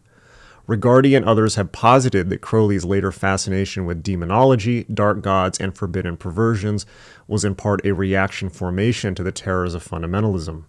He was mastering his fear by becoming what was feared. Additionally, being, quote, watched for signs of masturbation for years, as Crowley recounted, likely instilled an unconscious association of sexual arousal with terror and shame. This is a recipe for later sexual dysfunction or paraphilia, which we will definitely get into. That's a hell ride. Indeed, Crowley's adult sexual life was characterized by a tendency to eroticize what is forbidden or degrading, a pattern consistent with someone who can only get aroused when the act symbolically defies an internalized authority. We can trace that to the internalized voice of his Plymouth Brethren caregivers. They essentially drew a boundary around normal sexuality so restrictive, even thinking of sex was dirty according to them, that crossing any boundary became stimulating for him. Reichian analysis, as Rigardi applied, would say Crowley developed intense blockages or body armor around natural sexual feeling, which then converted into secondary drives of aggressiveness and sadism and homosexuality. Remember, we're dealing with early 20th century. In adulthood, when the primary sexuality was repressed in unnatural ways. We should clarify that neither homosexuality nor even consensual sadomasochism are considered pathological per se today, but in Crowley's context, these were expressions outside the norm, possibly amplified by his need to rebel. Rigardi, writing mid-20th century, did pathologize these as neurotic outcomes of repression.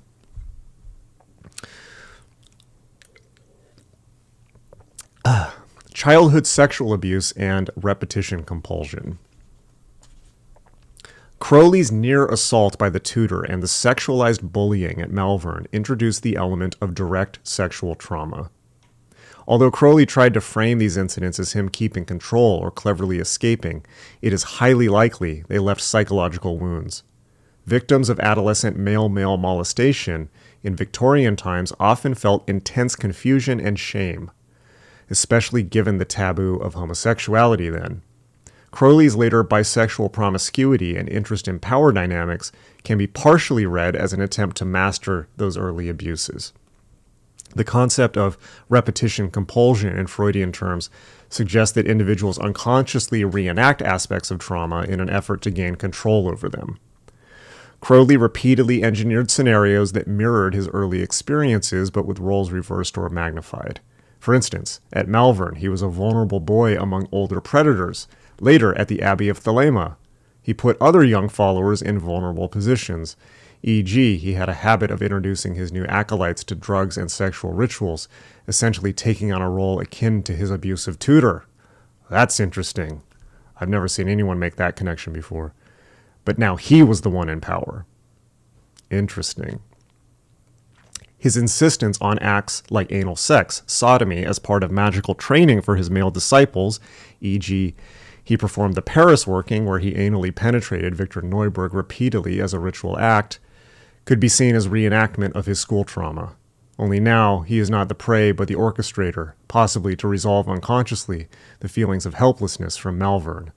Another layer is his possible incestuous yearning for his mother, noted by Rigardi. Crowley's later relationships with women often featured him calling them by maternal or familiar nicknames. Interesting. E.g., he called one lover Layla, my daughter, while playing a feminized role himself as Alice, creating a bizarre inversion of mother-child and gender roles. This hints at deep Oedipal conflicts. He had repressed sexual feelings toward the mother, which in a normally developing child would be resolved by identification with father and renunciation. But in Crowley's case, the maternal object became conflated with sin and shame. So what might one do? Split the maternal archetype into extremes, saintly versus whore, the classic Madonna horror complex, and seek out women who could be alternately idealized and degraded, thus externalizing the conflict. Crowley's Scarlet Woman archetype, the designated female consort in his magical work, was often treated as a combination of goddess and trash. He would exalt a woman as an incarnation... Yeah, don't do this. He would exalt a woman as an incarnation of Babylon, the sacred whore of Revelation, and then later heap verbal abuse on her in his diary when she displeased him. This oscillation of idealization and devaluation is textbook for borderline pathology, but also resonates with unresolved mother issues. The same woman representing both the loving mother he craved and the cruel mother he experienced. Indeed, Rigardi directly deduced a latent hostility toward his mother operating in Crowley's psyche. Crowley's own admission that he hated only the God of people he hated, e.g. his uncle, but not God per se, reveals a transference. He displaced his hate for relatives and, by extension, his mother's suffocating religion onto the deity. The developmental fallout is a person who cannot engage in basic trust, Erickson's first stage. Crowley learned very early that authority and love can invert and betray. Thus, he trusted no authority except himself, leading to a lifelong pattern of oppositional defiance and inability to accept guidance. Adolescent rebellion and identity formation. Typically, adolescence is when an individual consolidates identity and experiments with independence. Crowley's adolescence was extreme in this regard. He overthrew his given identity, Christian name, Christian morals, and fashioned a new one as Aleister Crowley. He changed from Edward to Aleister around university, and the Beast 666. This was an intentional self-reinvention serving as both liberation and defense. Ericksonian theory would call this a perhaps pathological foreclosure, or at least an identity constructed in negative reference, defining oneself by what one is against. The normal adolescent goes through phases of testing limits. Crowley blasted through limits in a wholesale way. The trauma perspective suggests that such dramatic identity shifts often occur in a traumatized youth as a way to distance from the weak self that was hurt. By becoming the beast, Crowley, this is classic magicitis here. By becoming the beast, Crowley symbolically killed the vulnerable child Edward Alexander, who was abused and mocked. It's notable that he seldom used his birth name afterward. He killed off little Edward, and in doing so attempted to kill the pain associated with him. Yet that pain lived on in his unconscious, driving many behaviors. One hypothesis, Crowley's inner child, to use a modern term, was deeply lonely and craving of love, particularly paternal love lost and maternal love never given unconditionally. Because he could not acknowledge this need without tremendous anxiety, it would make him feel weak or re-exposed to rejection, he buried it under layers of grandiosity.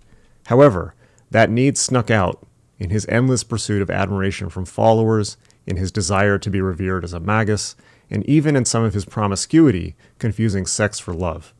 We can see in letters to some disciples, such as Charles Stansfeld Jones, or later to Kenneth Grant, a tone that borders on the paternal, Crowley attempting to be the wise father figure, perhaps as a way to receive the filial devotion he unconsciously longed to give his own father or receive from a child. Sadly, his actual children mostly died young or were estranged, so that hole remained.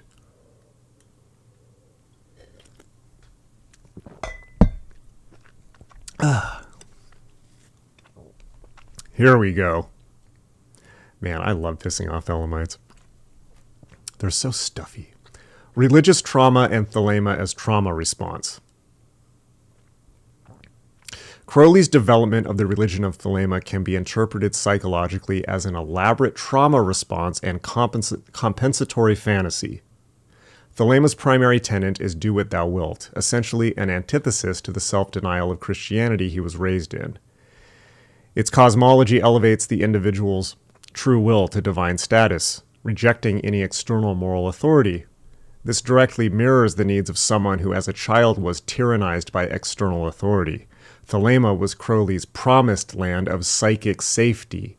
Promised land of psychic safety, where no father figure God or mother church could ever humiliate or reject him, because he himself, in union with his holy guardian angel, was the ultimate authority.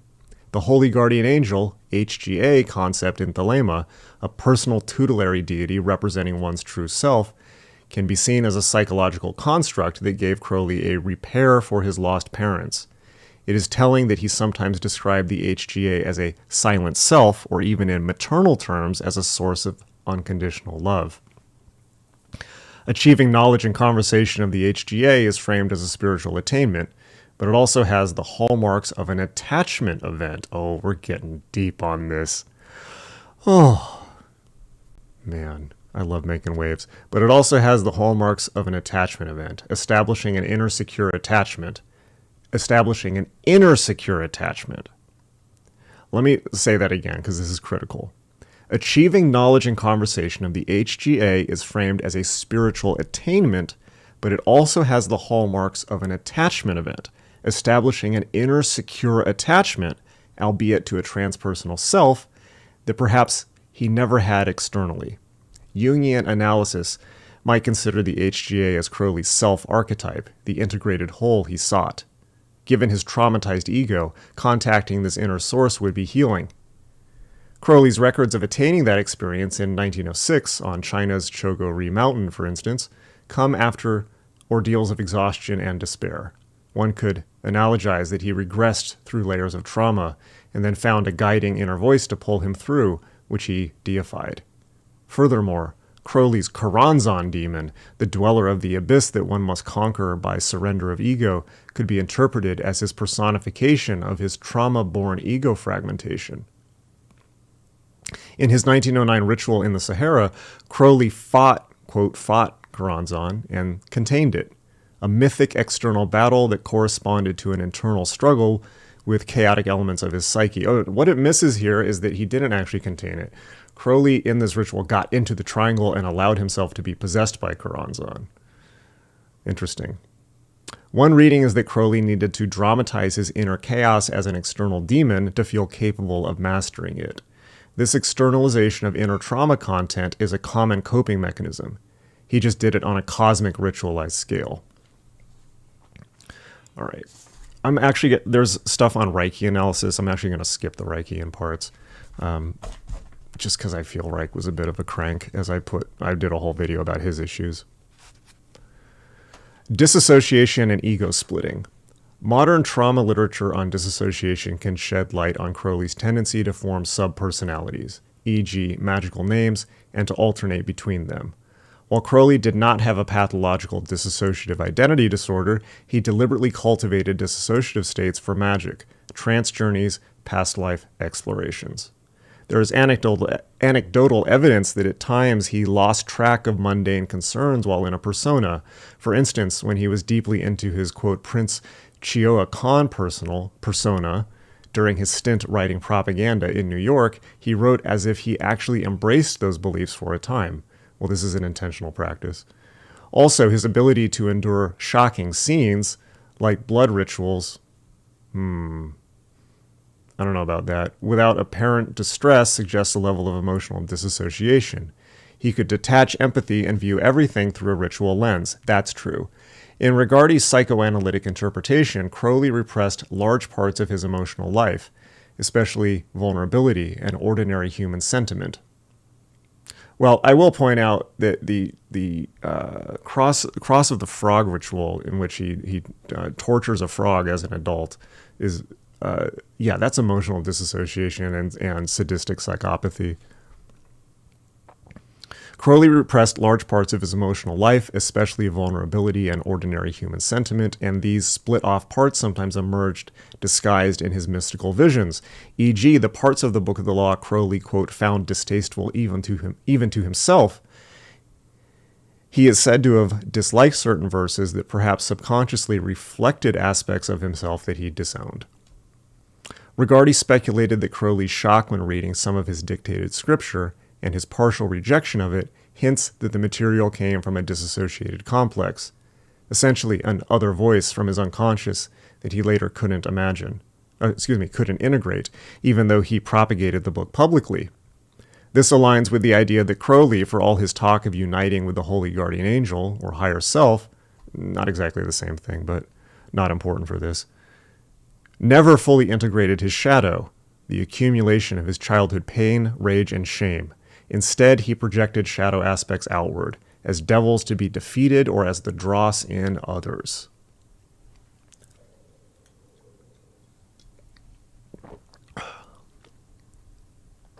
In conclusion of this section, before we get into the insane next one, a developmental analysis of Crowley highlights a trajectory where early trauma begat defensive grandiosity, straightforward, which in turn shaped a life pattern of conflict, excess, and striving for the numinous.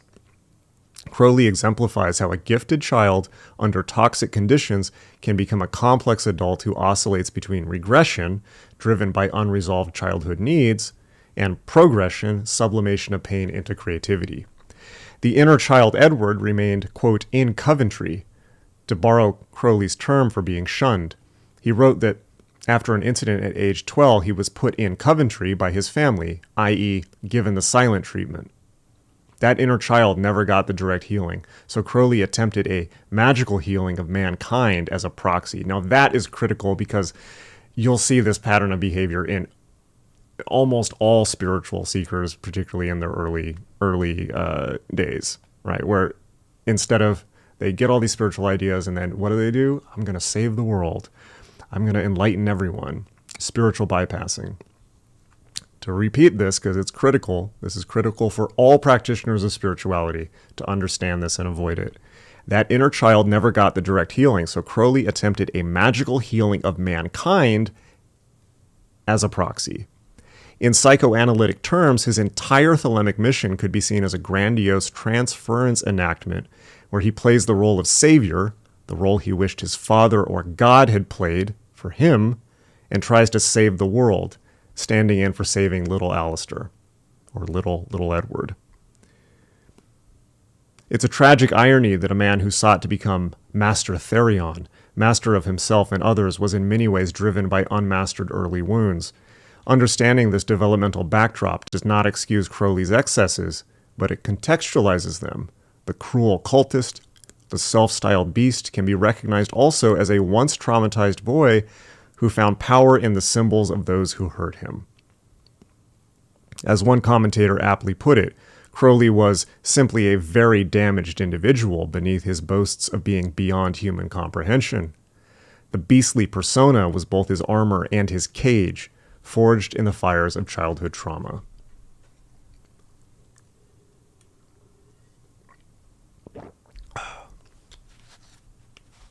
Sexuality and relationship patterns. Here we go. Here's what you were waiting for. Oh boy. Aleister Crowley's sexual life was as unconventional and extreme as any aspect of his character. It served as a theater for his psychological conflicts, a tool in his magical practice, and a source of both pleasure and pain. In this section, we provide a clinical analysis of Crowley's sexuality and relationship patterns. Woohoo! Addressing his orientation, behaviors, paraphilias, and the psychological motivations underlying them. The goal is to understand how and why Crowley's sexual expressions took the forms they did, while contextualizing them within both early experiences and the framework of his occult philosophy. All discussion of sexual behavior is handled with scholarly restraint, acknowledging that some material is disturbing. It is crucial to note that Crowley's era and his own writings often used coded language. We will clarify meaning without sensationalism. Bisexual orientation and early sexual experiences. Crowley identified as bisexual at a time when this was taboo and even illegal in Britain. By his early 20s at Cambridge, he had his first significant same-sex relationship with Herbert Paulet and numerous liaisons with women, prostitutes, or casual partners. He wrote of a youthful epiphany, realizing he was attracted to both genders, which he embraced rather than resisted. This suggests that, at least on a conscious level, Crowley did not feel shame about homosexual desires themselves. To his credit, an unusual stance likely enabled by his wholesale rejection of Christian sexual morality. However, unconsciously, as discussed in Developmental analysis, he likely did carry shame from how such desires were demonized in his youth. That shame may have sublimated into an exaggerated pride in being beyond conventional sexuality. Yeah, we see this all the time. He often boasted of sexual exploits almost as if proving a point that he was unbound by normal limits. Yeah, that must have been insufferable to deal with in person. That's like one of the worst social things when people start bragging about their sexual conquests. A key feature of Crowley's sexual relationships was instrumentality. He tended to view sex partners as instruments for his will or pleasure rather than as equal intimate companions. This is a common feature in narcissistic personality disorder. Others are objectified to regulate the narcissist's self-esteem or meet needs. Crowley's pattern with lovers was typically intense infatuation or idealization, followed by eventual boredom, contempt, or scapegoating. For instance, with Rose Kelly, his wife, he initially found her a receptive muse. She scribed the Book of the Law while entranced, but as her alcoholism and their incompatibilities grew, Crowley abandoned her, hospitalizing her for addiction, then divorcing her for infidelity. He later wrote of Rose with harsh judgment, largely ignoring his own role in contributing to her decline.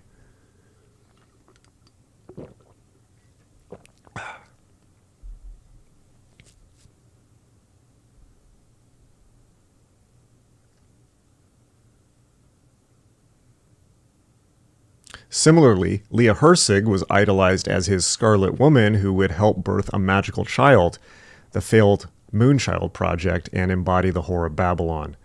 Crowley penned highly erotic and sacred poems about Leah, Leah Sublime being one famously obscene ode, and if you haven't read that, you should if you have a strong stomach. It's foul. Yet within a few years, he wrote cruel entries about her age and appearance, and effectively discarded her after the Abbey closed. Asshole.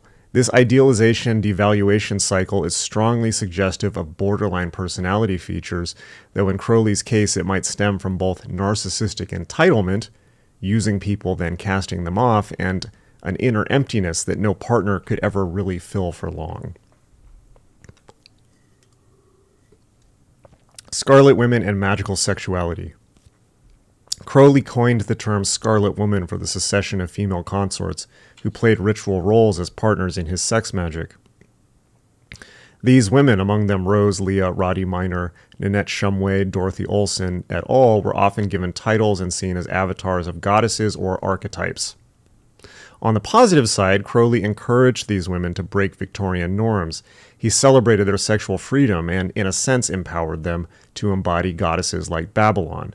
On the negative side, many of them ended up traumatized, ill, or destitute after their time with Crowley. Leah Herzig, for example, went from being a respectable schoolteacher to living in squalor in Cefalù, participating in extremely degrading acts by mainstream standards, and suffering, or any standards in my opinion, and suffering a breakdown after Crowley left. Crowley's attitude was that they had to be tough enough to handle the ordeal of being with him.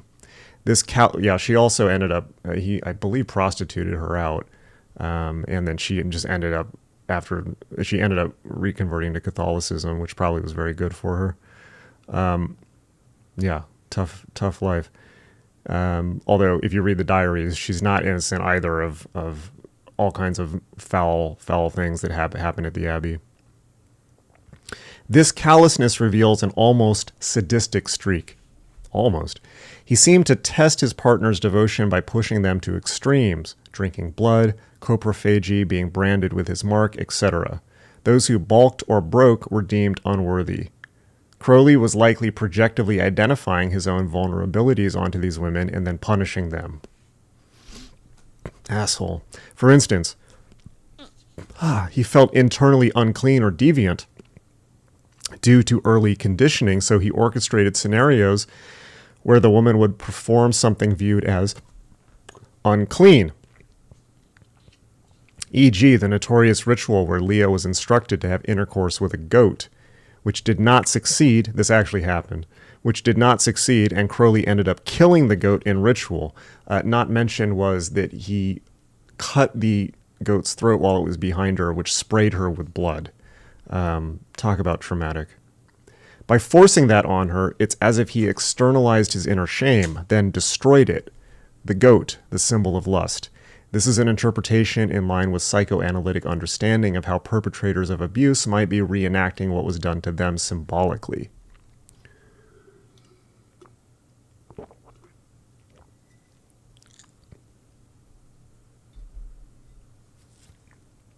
Sadomasochism and dominance. Crowley exhibited clear sadomasochistic tendencies, both as dominant and submissive. He seemed to eroticize power dynamics.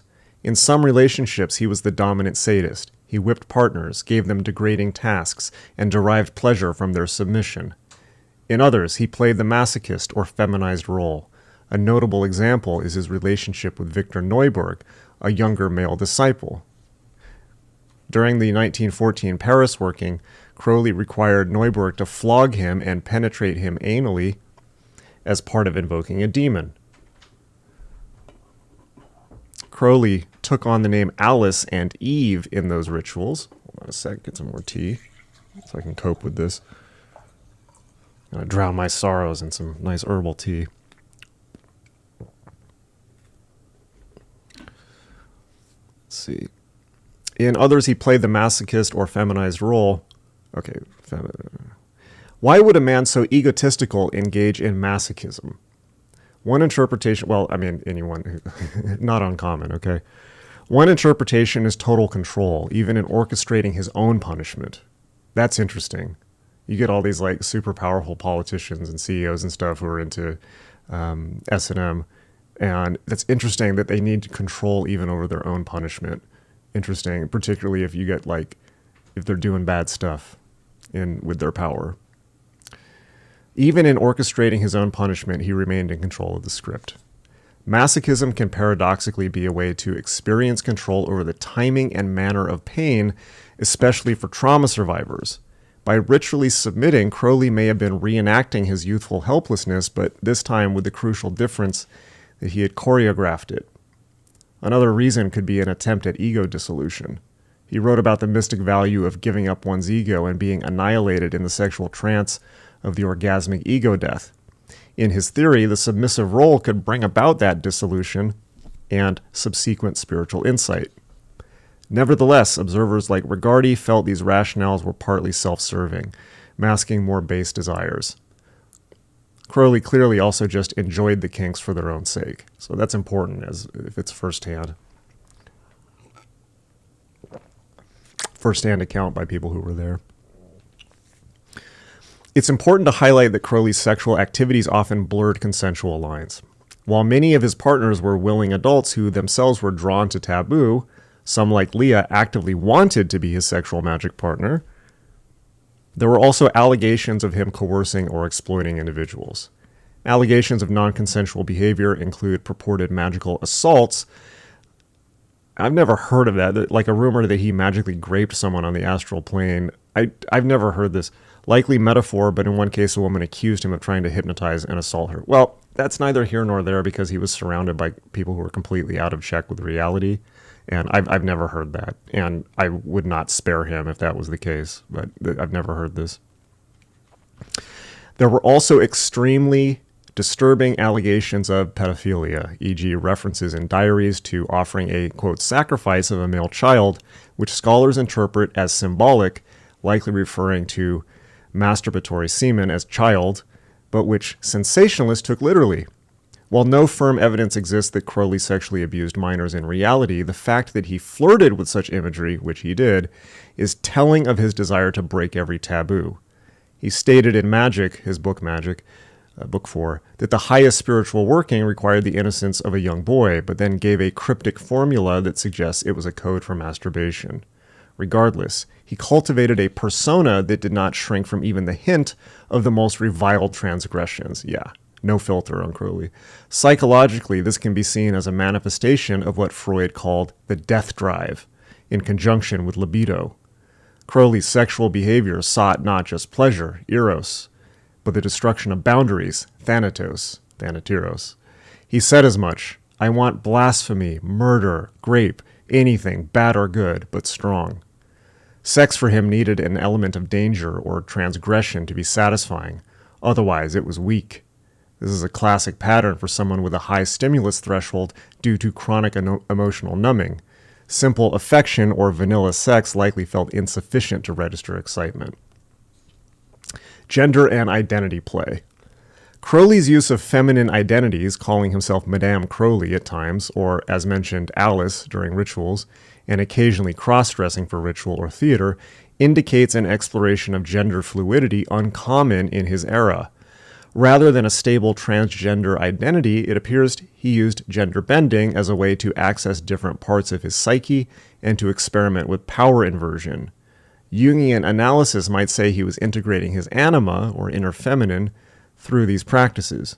However, it could also be seen as reflective of some confusion or conflict around gender roles seeded by his mother's influence and his own bisexuality. He's sometimes expressed a kind of gynophobia, fear of disdain of the feminine in his writings.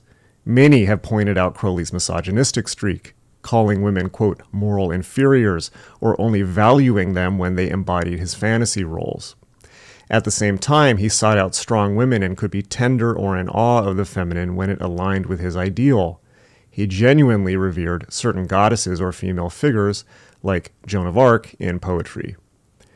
This ambivalence, needing the feminine but also resenting it, again likely traces to the mother complex and early nanny figures.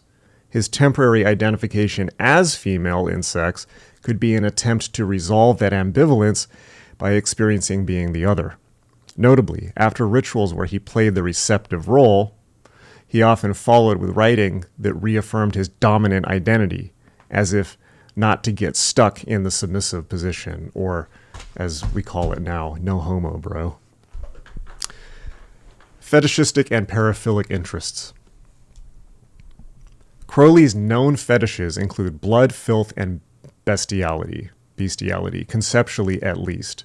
For example, he wrote a ritual text called Liber Agape, which describes recipes for cakes and sacraments that include sexual fluids and even feces. That's not in Agape, but they did do that in at the Abbey, the feces, intended to shock and to utilize what he called, quote, elixirs of life.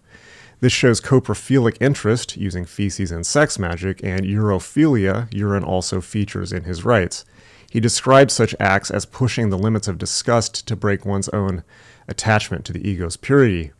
From a clinical perspective, these paraphilias often tie to an element of humiliation or total surrender.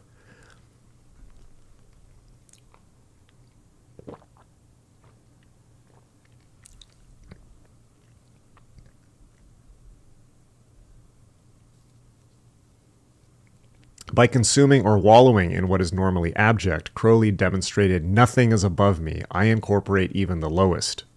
This is part of his system. There's a narcissistic omnipotence in that, as if he proves he can turn dross to gold by alchemical will. The risk, of course, is that this can be a rationalization for indulging extreme kinks for their own sake.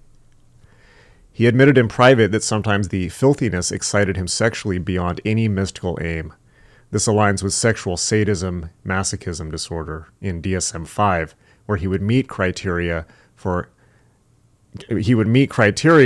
sexual sadomasochism disorder given the significant distress and harm caused. Some partners definitely were harmed psychologically, e.g., one of his mistresses ended in an asylum after he pressured her into high-risk magic and heavy drug use. Another died by suicide, although multiple factors were at play. Crowley's relationship with children is a dark and complicated topic. Oh boy. On one hand, as a father, he was negligent and at times tragically unlucky. His first daughter Lilith's death in 1906 affected him deeply. He invoked spirits and cursed the gods in his diary when she died, demonstrating rare grief. His second daughter, Lola, survived, but he had minimal involvement in her upbringing, and she ended up estranged. Another daughter, Poupée, with Ninette Shumway, died in infancy at the Abbey due to illness, which he wrote about in an oddly detached way, as if it were a ritual consequence. There are glimpses that Crowley feared his own procreative power. He referred to his offspring sometimes as, quote, elemental or symbolic. In his cosmology, he famously wrote, quote, the best blood is of the moon, monthly, then the fresh blood of a child, or dropping from the host of heaven. A coded statement equating menstrual blood and semen, quote, child, as powerful substances, which unscrupulous critics read literally as advocating child sacrifice. Crowley was partly trolling with such passages, courting infamy, but psychologically, one might speculate he had some guilt or conflict around fatherhood. Being a father means being akin to his father, whom he lost, and responsible for innocence, which he associated with vulnerability and loss. So unconsciously, he may have sabotaged his role as a father because it stirred unresolved emotions. Thus, he left children behind, symbolically, quote, oh, this is interesting. Thus, he left children behind, symbolically sacrificing them by absence or negligence to his grand work. Interesting. Think about that. Some have also speculated that because his children were conceived with his scarlet women in context of heavy drug use and ritual, he quasi-objectified them as extensions of his magic rather than as sons and daughters. This is speculation, but fits his pattern of subordinating personal life to occult myth-making. All right. Psychosexual analysis in, well, I'm going to skip the Freudian and Jungian stuff.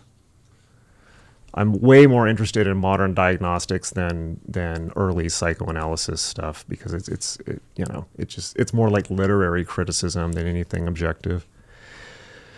Outcomes and later reflections. By the end of his life, Crowley had fewer sexual escapades. Age, illness, and maybe some wisdom mellowed him slightly. He wrote letters in Magic Without Tears where he advised students on love and marriage in surprisingly pragmatic tones. For example, he advised one not to get too torn up by infidelity, likening love to a, quote, chess game with rules, but also recommending kindness. These hints suggest he had some regrets, or at least perspective, on how his indulgences had downsides. He recognized that chasing every phantom of lust could distract from the great work, something he intimated in some writings. In clinical terms, as his testosterone and mania waned, perhaps some capacity for genuine human regard emerged, but by then it was too late to repair most broken relationships. In summary, Aleister Crowley's sexuality, there's a critical thing that it's missing here, and I have asked AI about this. That I wrote about this at length in my John Dee book. There's a passage in his Cefalù diaries where it sounds as if he's at least fantasizing about torturing and raping his and Leah Hersig's 2-year-old child. It sounds like something written in a drug binge. It was actually, I mean, that's recorded. He was binging cocaine and probably other stuff. And it's in a context where he's saying all this ridiculous stuff, like he wants to dig up Leah Hersig's mother and have sex with her. So it's questionable as to whether he's actually confessing something or he just like has to imagine it for transgression's sake. The jury is out on that. I did my best to see if I could substantiate it when I was working on the book. But it can't be ignored. It can't be ignored. It's so disturbing. It is so disturbing of a passage, particularly if you've spent significant time interested in Crowley's work, that it simply cannot be ignored or buried. So that's in the magical record of the Great Beast 666. I can't read it on YouTube because it's so horrible. There's no guarantee it didn't happen.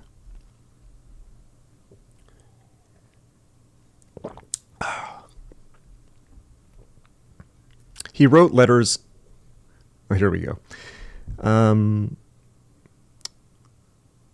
In summary, Aleister Crowley's sexuality can be characterized as polymorphously perverse in the Freudian sense of embracing all possible outlets, deliberately transgressive, and intricately bound to his identity and magic. The psychological drivers behind it include a need to dominate and control others, stemming from early helplessness and narcissistic entitlement. He often orchestrated relationships where he held power or knowledge advantage. A yearning for spiritual union that got eroticized. He sought a mystical oneness through sexual ecstasy, which at times may have delivered genuine peak experiences. He described certain orgasms as opening the gates of consciousness. A repetition of trauma by recreating scenarios of degradation or forbiddenness. A repetition of trauma. By recreating scenarios of degradation or forbiddenness, he relived aspects of his childhood sexual traumas, but with agency inverted. An impulse toward ego dissolution. His more masochistic or feminizing behaviors suggest a desire to escape the confines of his formidable ego, to, quote, die into something larger. However, given his personality, even this dissolution was attempted in a controlled, willful manner. His relationships consistently lacked mutuality and stability. Love, in the tender sense, was nearly absent. Or if present, maybe he did love some partners briefly, it was quickly eclipsed by ego needs and power plays. Thus, clinically, one could say Crowley had an impairment in capacity for intimate attachment. People were exciting or useful to him, but rarely truly loved as whole individuals. This goes hand in hand with the whole use of sexual magic, where for him, whenever he's writing about sex, it's in the context, whoever he's having sex with is just is like a magical tool. Like it's another wand, cup, or something like that. And sex for him is always ritualized and always in the context of, it's never for just love, connection, anything like that. It's always ritualized, which I think to me also suggests not just deep disconnection, but fear of of letting go. People were exciting or useful to him, but he rarely truly loved. People were exciting or useful to him, but rarely truly loved as whole individuals. In modern times, he shows traits of a dismissive, avoidant attachment, keeping emotional distance, valuing independence over closeness, and often devaluing partners once they try to get too emotionally needy. Yet intriguingly, he also shows a fear of abandonment when disciples left on their terms, evidence of a borderline streak of intense reactions to perceived abandonment. For example, when Regardie quit his secretary, Crowley was furious and tried to magically attack him, a dramatic response akin to a borderline rage at abandonment. Considering DSM-V's section on paraphilic disorders, if Crowley were assessed today, he might be diagnosed with other specified paraphilic disorder, OSPD, given the mix of unusual activities and harm involved not neatly falling into one category. Possibly sexual sadism disorder, since he derived pleasure from causing psychological or physical suffering, and it was a theme of his sexuality, and sexual masochism disorder, with fetishistic aspects like cross-dressing at times, though not exactly autogynephilia, more a ritual persona. However, because these acts were often consensual in the context of his group, if under pressure, one would have to evaluate the content and distress issues carefully. Certainly, by vanilla standards, his sexual life was highly pathological. By his own standards, it was sacramental. From a forensic standpoint, his sexual behavior crossed into criminal territory on several occasions. By the laws of his time, e.g. homosexual acts, public indecency and rituals, possibly statutory if any partners were under age of consent, though no clear evidence of minors aside from rumors. There is that passage I mentioned. He evaded arrest, likely because he was discreet when needed and because those who partook were secretive to protect themselves as well. In conclusion, Crowley's sexuality was a microcosm of his psyche, creative, boundary-pushing, and symbolic on one hand, selfish, destructive, and compulsive on the other. It provided him with a kind of laboratory to challenge inner demons as well as thrill his senses, but it also left in its wake a number of hurt people and arguably deepened some of his own wounds. That's important. For instance, repeated extreme behaviors can desensitize one, requiring ever more extreme actions, which we see now with people's consumption of online pornography. A process visible in him needing to escalate transgression to feel satisfied. His sex magic can be seen as a grand experiment in using eros for enlightenment, but from a clinical perspective, it reads equally as an extensive case of sexual pathology entwined with spiritualized rationalization. Crowley himself likely never resolved this conflict. To the end, he maintained that his sexual libertinage was part of his genius and freedom, while critics, and some ex-lovers, saw it as evidence of a destroyed moral center, or even insanity. How's that for a phrase? Destroyed moral center.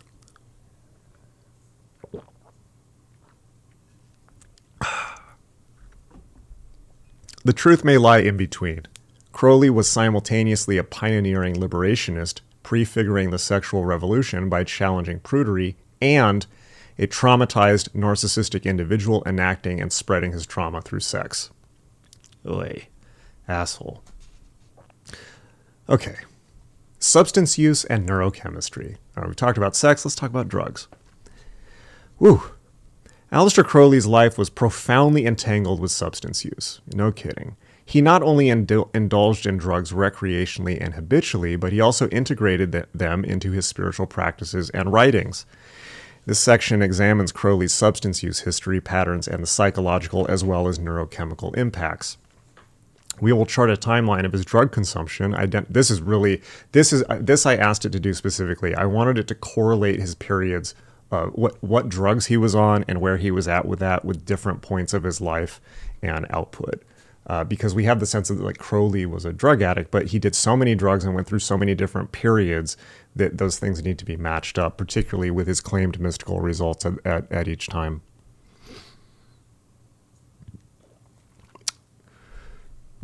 We will chart a timeline of his drug consumption, identify periods of heavy use versus abstinence, and analyze how these substances influenced his mental health, behavior, and creative output. Additionally, we will consider whether Crowley's use was a form of self-medication for physical ailments or psychological distress, and how it possibly exacerbated underlying psychopathologies like mood instability or psychotic symptoms.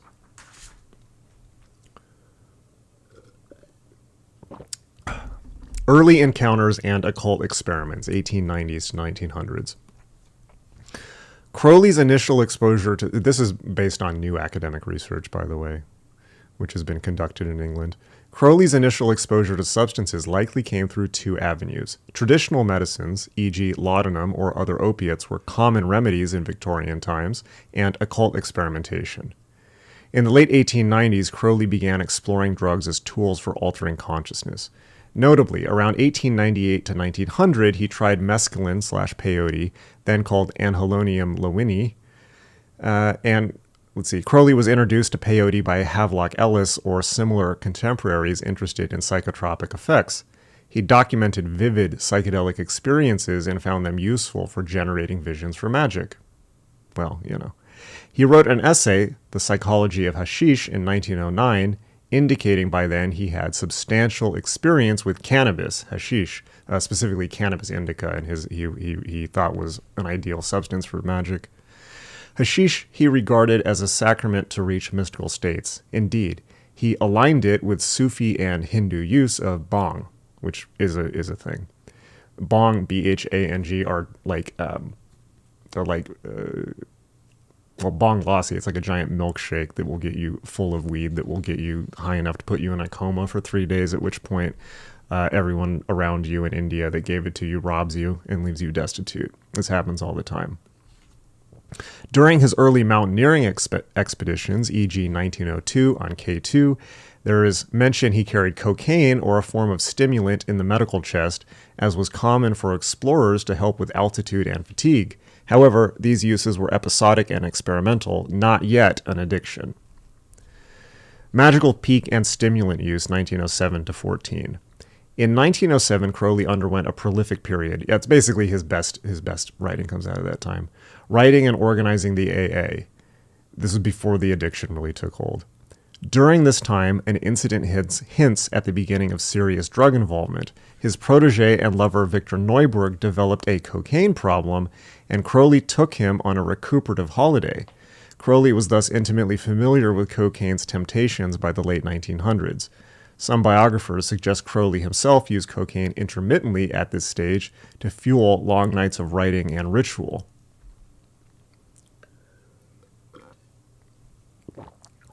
His poem Cocaine and references to the drug in his journal show a mix of enchantment and caution. For instance, he lauds the drug's ability to make one fearless and energetic, but also notes its fiendish grip. This ambivalence is a harbinger of what would come. Another substance in his toolkit was opium, which he sometimes took as laudanum tincture, or smoke. This was widely available at the time. Opium was used sometimes to come down from intense rituals or to manage his chronic asthma. It is critical to highlight Crowley's asthma because it became a gateway to his largest addiction. True.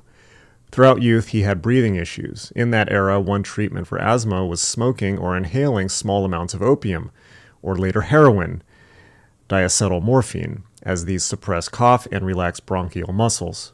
Crowley likely first used heroin around 1916 to 18, possibly prescribed by a doctor to relieve severe asthma attacks. At that time, heroin was not as stigmatized and was a component in some medications. World War I and American sojourn, 1914 to 19. While in the United States, Crowley indulged in morphine and heroin more freely. Oh boy. Morphine was available and heroin still over the counter until the Harrison Narcotics Act tightened in 1915. He also had access to ether, diethyl ether, which he inhaled for its intoxicating effects and which features in some of his stories. Ether produces a brief dissociative euphoria and was used by Crowley occasionally. Ether drinking, he called it. The combination of these depressants with cocaine, a stimulant, set up what would be a pattern of polydrug use. He might use cocaine for energy and mood, then opiates or sedatives to calm down or sleep. a perilous cycle since each can increase craving for the other in a push-pull manner. Often leading to death, as in the case of John Belushi and many other people. It appears that by 1919, Crowley was already demonstrating opioid dependence. References in his diary and correspondences around that time show increasing doses and the onset of withdrawal symptoms if he tried stopping. In early 1920, while in New York and then moving to Paris, it's explicitly noted that a doctor prescribed him heroin, to which he soon became addicted. Indeed, upon moving to Fontainebleau, I took 5 years of French, Fontainebleau, France, in 1920 with Leah Herzig, he was using daily injections. Crowley did not initially see this as a problem. Likely he rationalized that as a magus he could control any vice, and besides he legitimately needed it for asthma. This was half true. He did have bad asthma, especially in damp English weather. However, diary records from 1920 show he was overusing beyond medicinal need.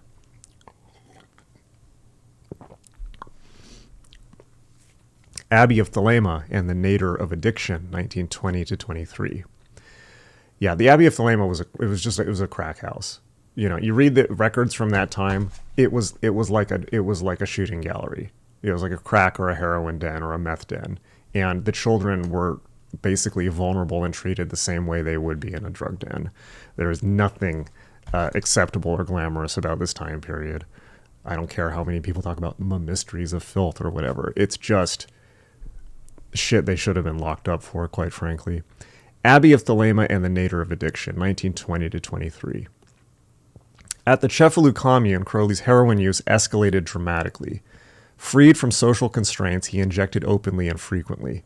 According to John Simons, by this time Crowley needed 7 or 8 grains of heroin a day, an enormous amount, roughly 450 to 500 milligrams daily, which indicates a very high tolerance. Not having ever used heroin, I don't know how much that actually is, or how many baggies that is, but maybe somebody can chime in on the chat. This is consistent with advanced opioid addiction, where tolerance causes the user to require doses that would be lethal to an opioid-naive person. The effects of such heavy heroin use on Crowley's neurochemistry were profound. Heroin, an opioid, would have hijacked his endorphin system, meaning his brain's natural reward pathways became increasingly dependent on external opiates for dopamine release. In practice, this meant anhedonia when sober. Anhedonia means lack of ability to feel pleasure, and relief/euphoria only when dosed. Observers at the Abbey noted that Crowley often seemed listless or ill when he hadn't had a shot, only perking up after dosing. Heroin also likely dampened some of his intense anger. Opioids can induce a calm oblivion, smoothing emotional extremes, possibly one reason he liked it, as it quelled his inner demons. But concurrently, he was using cocaine heavily as well. So he's just speedballing. Cocaine was cheaper and readily available in Weimar Germany and some parts of Europe post-World War I, and Crowley used it to stay alert and counteract the sedation of heroin. Brilliant, brilliant. Oh, what's up, Maria? Lovely to see you. We should catch up at some point. Let's see.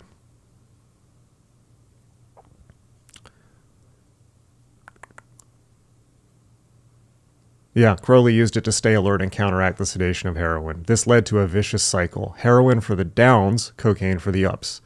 At the Abbey, the chaotic environment, filth, erratic schedules, was partly because Crowley was often in the throes of one drug or the other, impairing consistent leadership. Crowley wrote of experiencing the classic withdrawal syndrome. He personified it as the attack of the, quote, storm fiend upon cessation of heroin. He described sudden acute symptoms on waking from naps when the last dose wore off, possibly sweating, tremors, racing heartbeat, typical opioid withdrawal effects. This colorful description indicates he was well aware of his physiological dependency. In late 1922, Crowley made an attempt to quit heroin by retiring to a villa in Tunisia, the, quote, hedgehog retreat. There he endured cold turkey withdrawal, which is extremely painful. I've heard this described as feeling like hair is growing out of your bones. He documented some of this, noting the torment, but also his resolve. It appears he did manage a short-lived detox by sheer will and suffering and left claiming victory. However, within a year or so, he was back on opiates. Why? Likely triggers include the stress of expulsion from Italy, chronic lung issues flaring up, and his overall lack of alternative coping mechanisms. Additionally, around 1923, Britain passed stricter drug laws, Dangerous Drugs Act 1920, which made heroin harder to legally obtain, ironically pushing Crowley to less regulated markets in Germany or to shady doctors. Crowley responded to these developments by writing articles criticizing drug prohibition in England. These articles, in the English Review, reveal a degree of insight.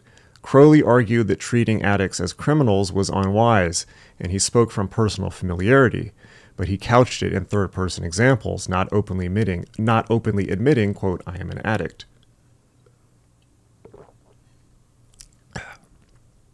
Late 1920s. Attempts at recovery and continued use. In 1924, when visiting friends in France, Crowley reportedly may have tried a fairly new drug called Eucodal, oxycodone, to manage pain and reduce heroin. That's Vicodin. But if he did, it didn't break his habit. Biographer Richard Kaczynski notes that even if Crowley achieved some abstinence by 1924, quote, by 1940, he had succumbed again, continuing to use it until his death. There's some evidence he might have been off heroin for a few years in the late 20s. In Berlin around 1930, he was under the care of a doctor and possibly on a substitution therapy or very regulated dose. Also, in the late 1920s, he had new secretaries, like Rigardi, who mention his health but don't always highlight drug use, implying he kept it discreet or managed. I'm not sure the timeline is actually accurate on that with Rigardi. However, by 1928, he explicitly acknowledges to one correspondent that he cannot resist heroin and cocaine, writing, quote, "For these and these only I hanker," calling it a weakness that disturbs him.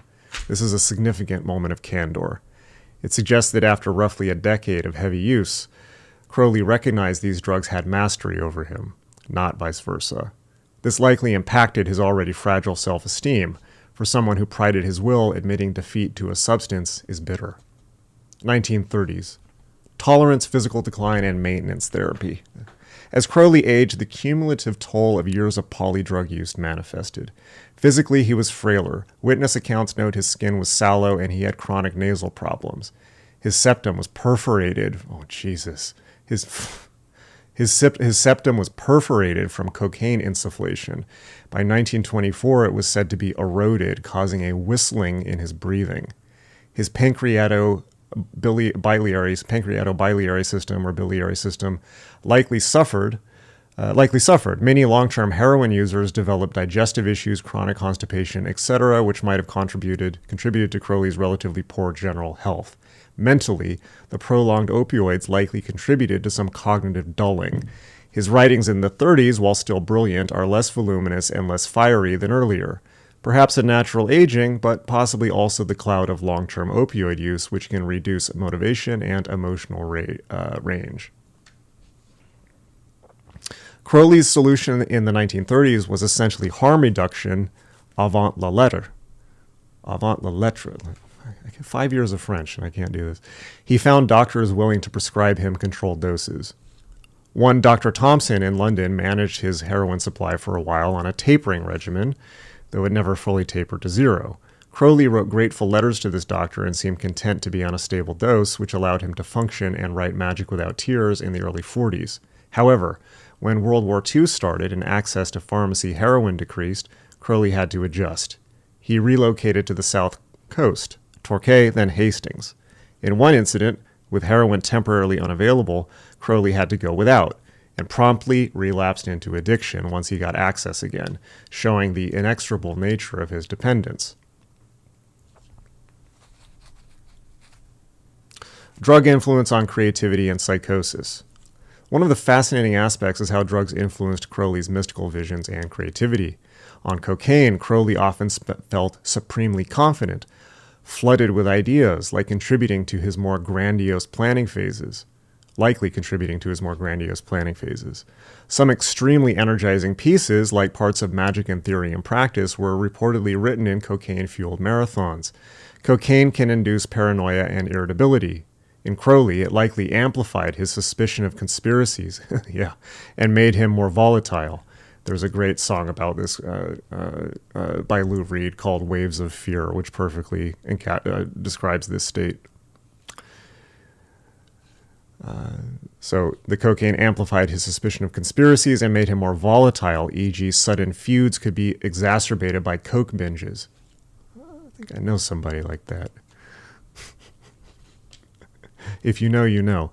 On heroin, aside from quelling his asthma, it may have influenced his spiritual experiences by providing a false sense of bliss or detachment, possibly simulating the peace of nirvana he sought in meditation. There's a curious interplay. He sought transcendent states via meditation, but heroin can produce a, quote, transcendent warm euphoria too. Yeah, Jim Carroll wrote quite a bit about the mystic states that he had achieved by shooting heroin in New York when he was a teenager. Don't do that. Some entries in his diary conflate the two. Was that samadhi or just smack? He strove to tell apart genuine mystical samadhi from drug-induced ecstasy, and he commented that drug visions are inferior to pure yogic ones, yet he could not resist using drugs as shortcuts at times. Vision in the Voice, 1909, and later hallucinations. Many of Crowley's intense visions, e.g. the Enochian Aether scrying in 1909 or his past life regressions in 1918, were facilitated by anhelonium peyote. That's interesting. I wonder if that can be substantiated for the Enochian Aethers. It certainly wouldn't be surprising. Of which he was an early proponent in occult circles. He gave peyote to fellow Golden Dawn members, and in his Rites of Aloysius, London, 1910, he spiked the, quote, sacramental drink, likely with a bit of peyote or opium, to give the audience a mild altered experience. These hallucinogen-fueled sessions produced some of Crowley's most celebrated spiritual literature. Modern neurochemistry would note that mescaline acts on serotonin receptors, 5-HT2A, to induce visions, and Crowley's brain responded with elaborate symbolic imagery. Cannabis, which he used often, affects CB1 receptors and dopamine. In moderate doses, it can enhance associative thinking and relaxation. Crowley likely used hashish both for pleasure and to spark inspiration. He wrote an entire piece praising how hashish can catalyze mystical insight by quieting the mind's chatter and releasing imaginative vision. Indeed, he translated Baudelaire's poem of hashish and engaged with the idea that drugs might chemically open the doors to the same realms mystics accessed. So he was ahead of his time on that one. However, by 1922, Crowley gave a more guarded view. He wrote in Diary of a Drug Fiend, thinly veiled fiction, that reliance on drugs is a trap and true will is needed to conquer it. Of course, ironically, he himself could not live up to Peter Pendragon, the novel's protagonist who overcomes addiction by true will. This novel shows and then put that out into the public for generations of wayward youth to discover. Asshole. This novel shows he intellectually understood the addiction cycle, describing craving, withdrawal, relapse accurately. But he maintained a magical moral framing that might have hindered him from seeking more mundane help.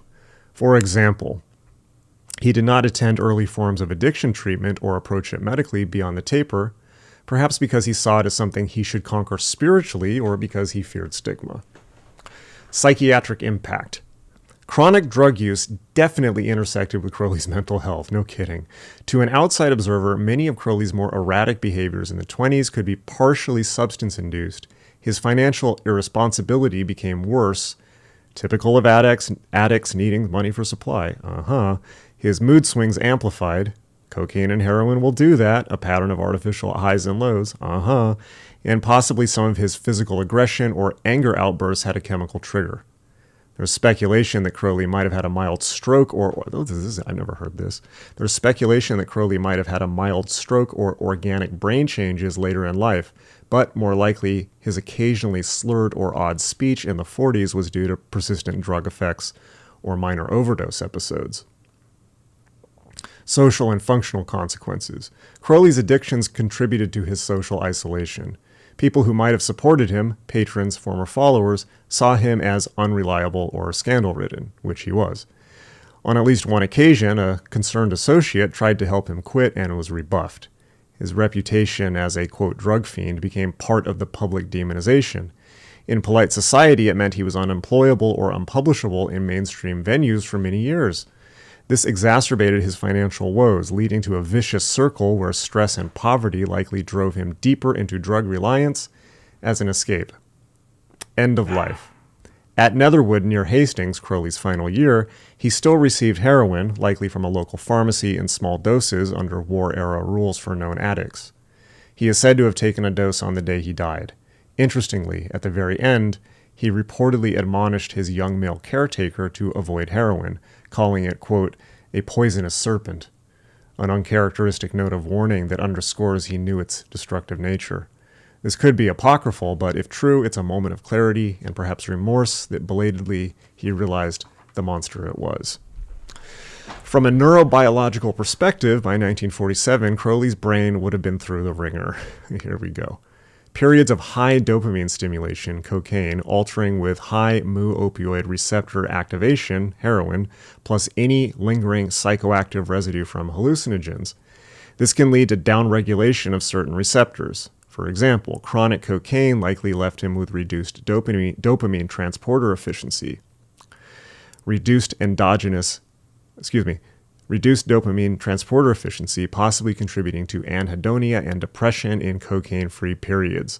Chronic heroin would have reduced endogenous endorphin production, meaning his baseline mood without heroin was dysphoric. It's unsurprising he needed continual use to feel, quote, normal.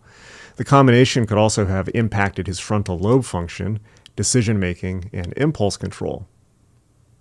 So the frontal lobe controls decision-making and impulse control, so executive function. We can postulate that his poor impulse control was worsened by these substances impairing the cortical regulation over urges. Was there any benefit to his visionary genius? Crowley and some scholars have argued that certain works of Crowley's genius might owe something to drug inspiration. For instance, the vividness of his John St. John diary, a 1908 record of an Abramelin retreat, or a very condensed one, and Vision in the Voice may have been enhanced by judicious use of drugs. Crowley himself wrote that drugs like mescaline can produce genuine mystic visions, but also that they are not as reliable as meditation, since they can introduce hallucinations that are unearned or hard to control. Yes, so he had a nuanced take. He saw them as a microscope, a tool that, if used wisely, could show you inner realities, but if abused, could mislead and enslave. Self-medication hypothesis. Modern psychology would ask,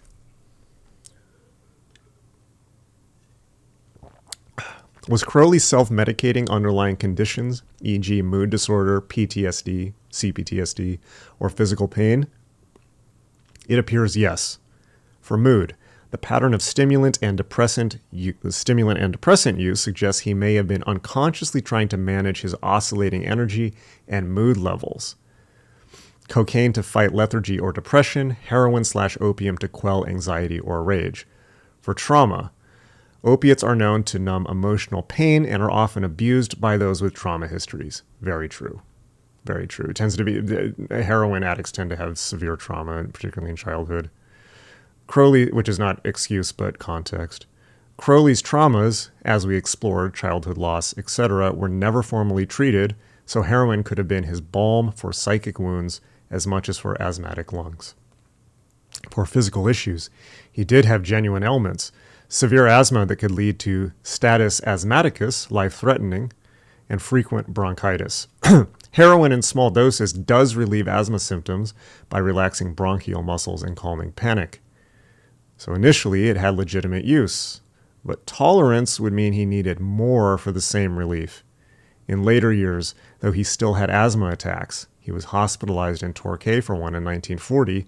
One suspects much of his heroin use was by then less about asthma and more about avoiding withdrawal and emotional distress. Differential diagnosis. Substance-induced psychosis? Did Crowley ever cross into drug-induced psychosis? There are a few instances that might qualify, particularly with cocaine. Chronic heavy cocaine use can cause paranoid psychosis. Crowley's diaries in the early 1920s do show intense paranoia at times. He believed some lodge members were psychically attacking him. But since he believed in magic warfare anyway, it's hard to disentangle a drug delusion from his baseline belief system. One dramatic event. In 1923 in Tunis, I believe that's the same as Tunisia, but Tunis, Crowley experienced what he called the Tunis vision, a rather dark apocalyptic vision leading to Liber 17. It's been speculated he was going through withdrawal or some feverish illness which could have induced a delirium. Anyone know what Liber 17 is? Pop quiz. Throw it out in the chat. Which book was Liber 17? XVII. It's been speculated he was going through withdrawal or some feverish illness which could have induced delirium. Another, in 1939, Crowley wrote some letters indicating he heard astral voices warning of World War II events, possibly just his intuitive thinking or possibly slight auditory hallucinations triggered by drug stress and age. However, we lack clear evidence of a break with reality solely due to drugs. Rather, his life was one long flirt with altered reality by design. Final assessment. If evaluating Crowley from an addiction medicine standpoint, he meets criteria for severe opioid use disorder, in modern terms, and stimulant use disorder, cocaine, as well as cannabis use disorder to a lesser extent. He used other substances, hallucinogens, alcohol, etc., but these were not continual habits. Interestingly, he wasn't much of an alcoholic. He drank, but not to dependency. Perhaps alcohol dulled him in an uninteresting way, whereas heroin and coke gave more magical extremes. Crowley's case highlights how substance use can fuel both creative and metaphysical pursuits and ultimately undermine them. Words to the wise. In his 40s, while hooked on heroin, he was still writing masterworks and performing rituals, but the toll was that by his 50s he had fewer followers, lower output, and physically could not do extensive ceremonies. The drugs became a private cage. Rigardi, reflecting on Crowley, lamented that he didn't have the benefit of modern therapy or approaches that might have saved him from that fate. Indeed, had Crowley lived today, he might be on methadone or Suboxone maintenance, or given psychiatric help for trauma and bipolar that could reduce need for self-medication. In his own time, the tools were scant and stigma high, so he went it alone. Framing it as, quote, my magical battle. So we got to give him that. There wasn't exactly mental health resources at this time, and he was probably struggling with his magic and drugs to somehow self-regulate. To conclude, Crowley's substance use is a cautionary tale intricately woven into his legend. It gave him glimpses of awakened states and relieved his sufferings, but ultimately it exacerbated his decline and probably hastened his death. His chronic bronchitis and a heart weakened by years of drug strain likely contributed to his fatal respiratory infection in 1947. His attitude remained complex. He never morally condemned drug use. Quite the opposite. He advocated for personal freedom in that realm. Yet he internally knew that the drugs had enslaved the great beast. His life underscores the principle that no matter how powerful one's intellect or will, neurochemical addiction can subjugate and diminish. The interplay of Crowley's genius and his addictions adds a tragic dimension to his profile. One wonders how much more he might have accomplished had he not been chasing the dragon. Or conversely, one wonders if without the chemical muse, he might not have tapped into some of the visionary currents that he did.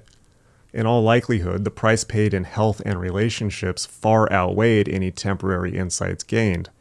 Crowley stands as an early example in modern Western esoteric culture of both the potentials and perils of chemical illumination. All right, well, guess what? We got 163 concurrent viewers. This is great. Well, guess what? My voice is starting to go out, and we're only halfway through this. Can you believe it? Next up is spiritual mystical frameworks and the role of magic. So we're gonna pick up again with what it actually served for him. However, that's going to have to be one for tomorrow. I wanted to read all this tonight, but as you can hear, my voice is starting to crack, and there's no way I'm getting through another 30 pages. And probably you want a break anyways. So I'm gonna wrap up by checking all the super chats because I don't want to let those hanging, and then we will put a bookmark in it till tomorrow. All right. Let's see. Lots of great comments here. Okay, I'm gonna take it from the top. Wow, we may have so much chat that it may have lost some. It may have lost some super chats. I hope not, because the chat is overflowed.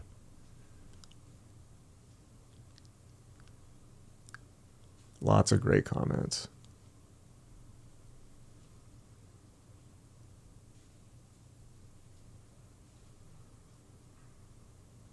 If you left a super chat before 9:19 p.m., please let me know in the comments now and let me know what your comments were.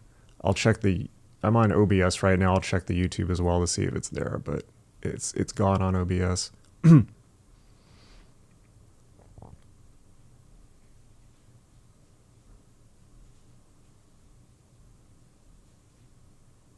James says, so he was the rap artist of the day.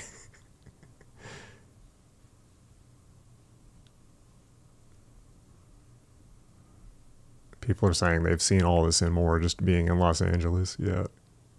Lil Cass says, so being a deadbeat is part of the great work. Shit, I've been doing it all wrong.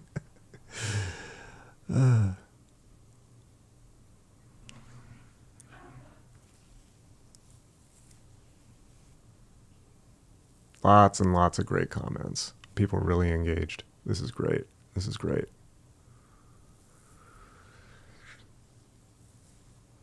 So as I look through for super chats, I mean, bottom line here, narcissistic personality disorder with extremely high psychopathic index. Thank you again for the super chat, Maria. Very kind of you. And we did indeed discuss the bit in the magical record, which Maria is the person who told me about. And I'm still disturbed by it and still don't know what to make of it. But I wrote about it at length in John Dee and the Empire of Angels, my book about John Dee, which I think I hopefully you notice I thank you in the acknowledgments for this, Maria, as well as David Jones. So you were very helpful. Maria was very, very helpful in assistance with research with that, and even giving me scans from the British Library of some of the Dee manuscripts. So I'm very grateful for that. Thank you. All right.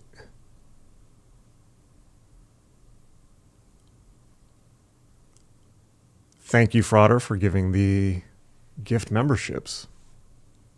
So make sure to like and subscribe. And if you want to become a supporter of the channel and get special status on our Discord, definitely consider supporting the channel, which you can do simply by becoming a monthly supporter, Patreon style, or buying merch, or super chatting, or any other way you want to do it. Oh man, what the hell? Okay, so I'm reloading the YouTube. What the? It looks like it cut off all the super chats. Okay. If I missed anyone's super chat, I apologize. It has been it's been denied to me by YouTube. If I missed anyone's super chat, please let me know in the comments, and I will answer it tomorrow for sure, first thing. All right. I will see everyone tomorrow, same bat time, same bat channel.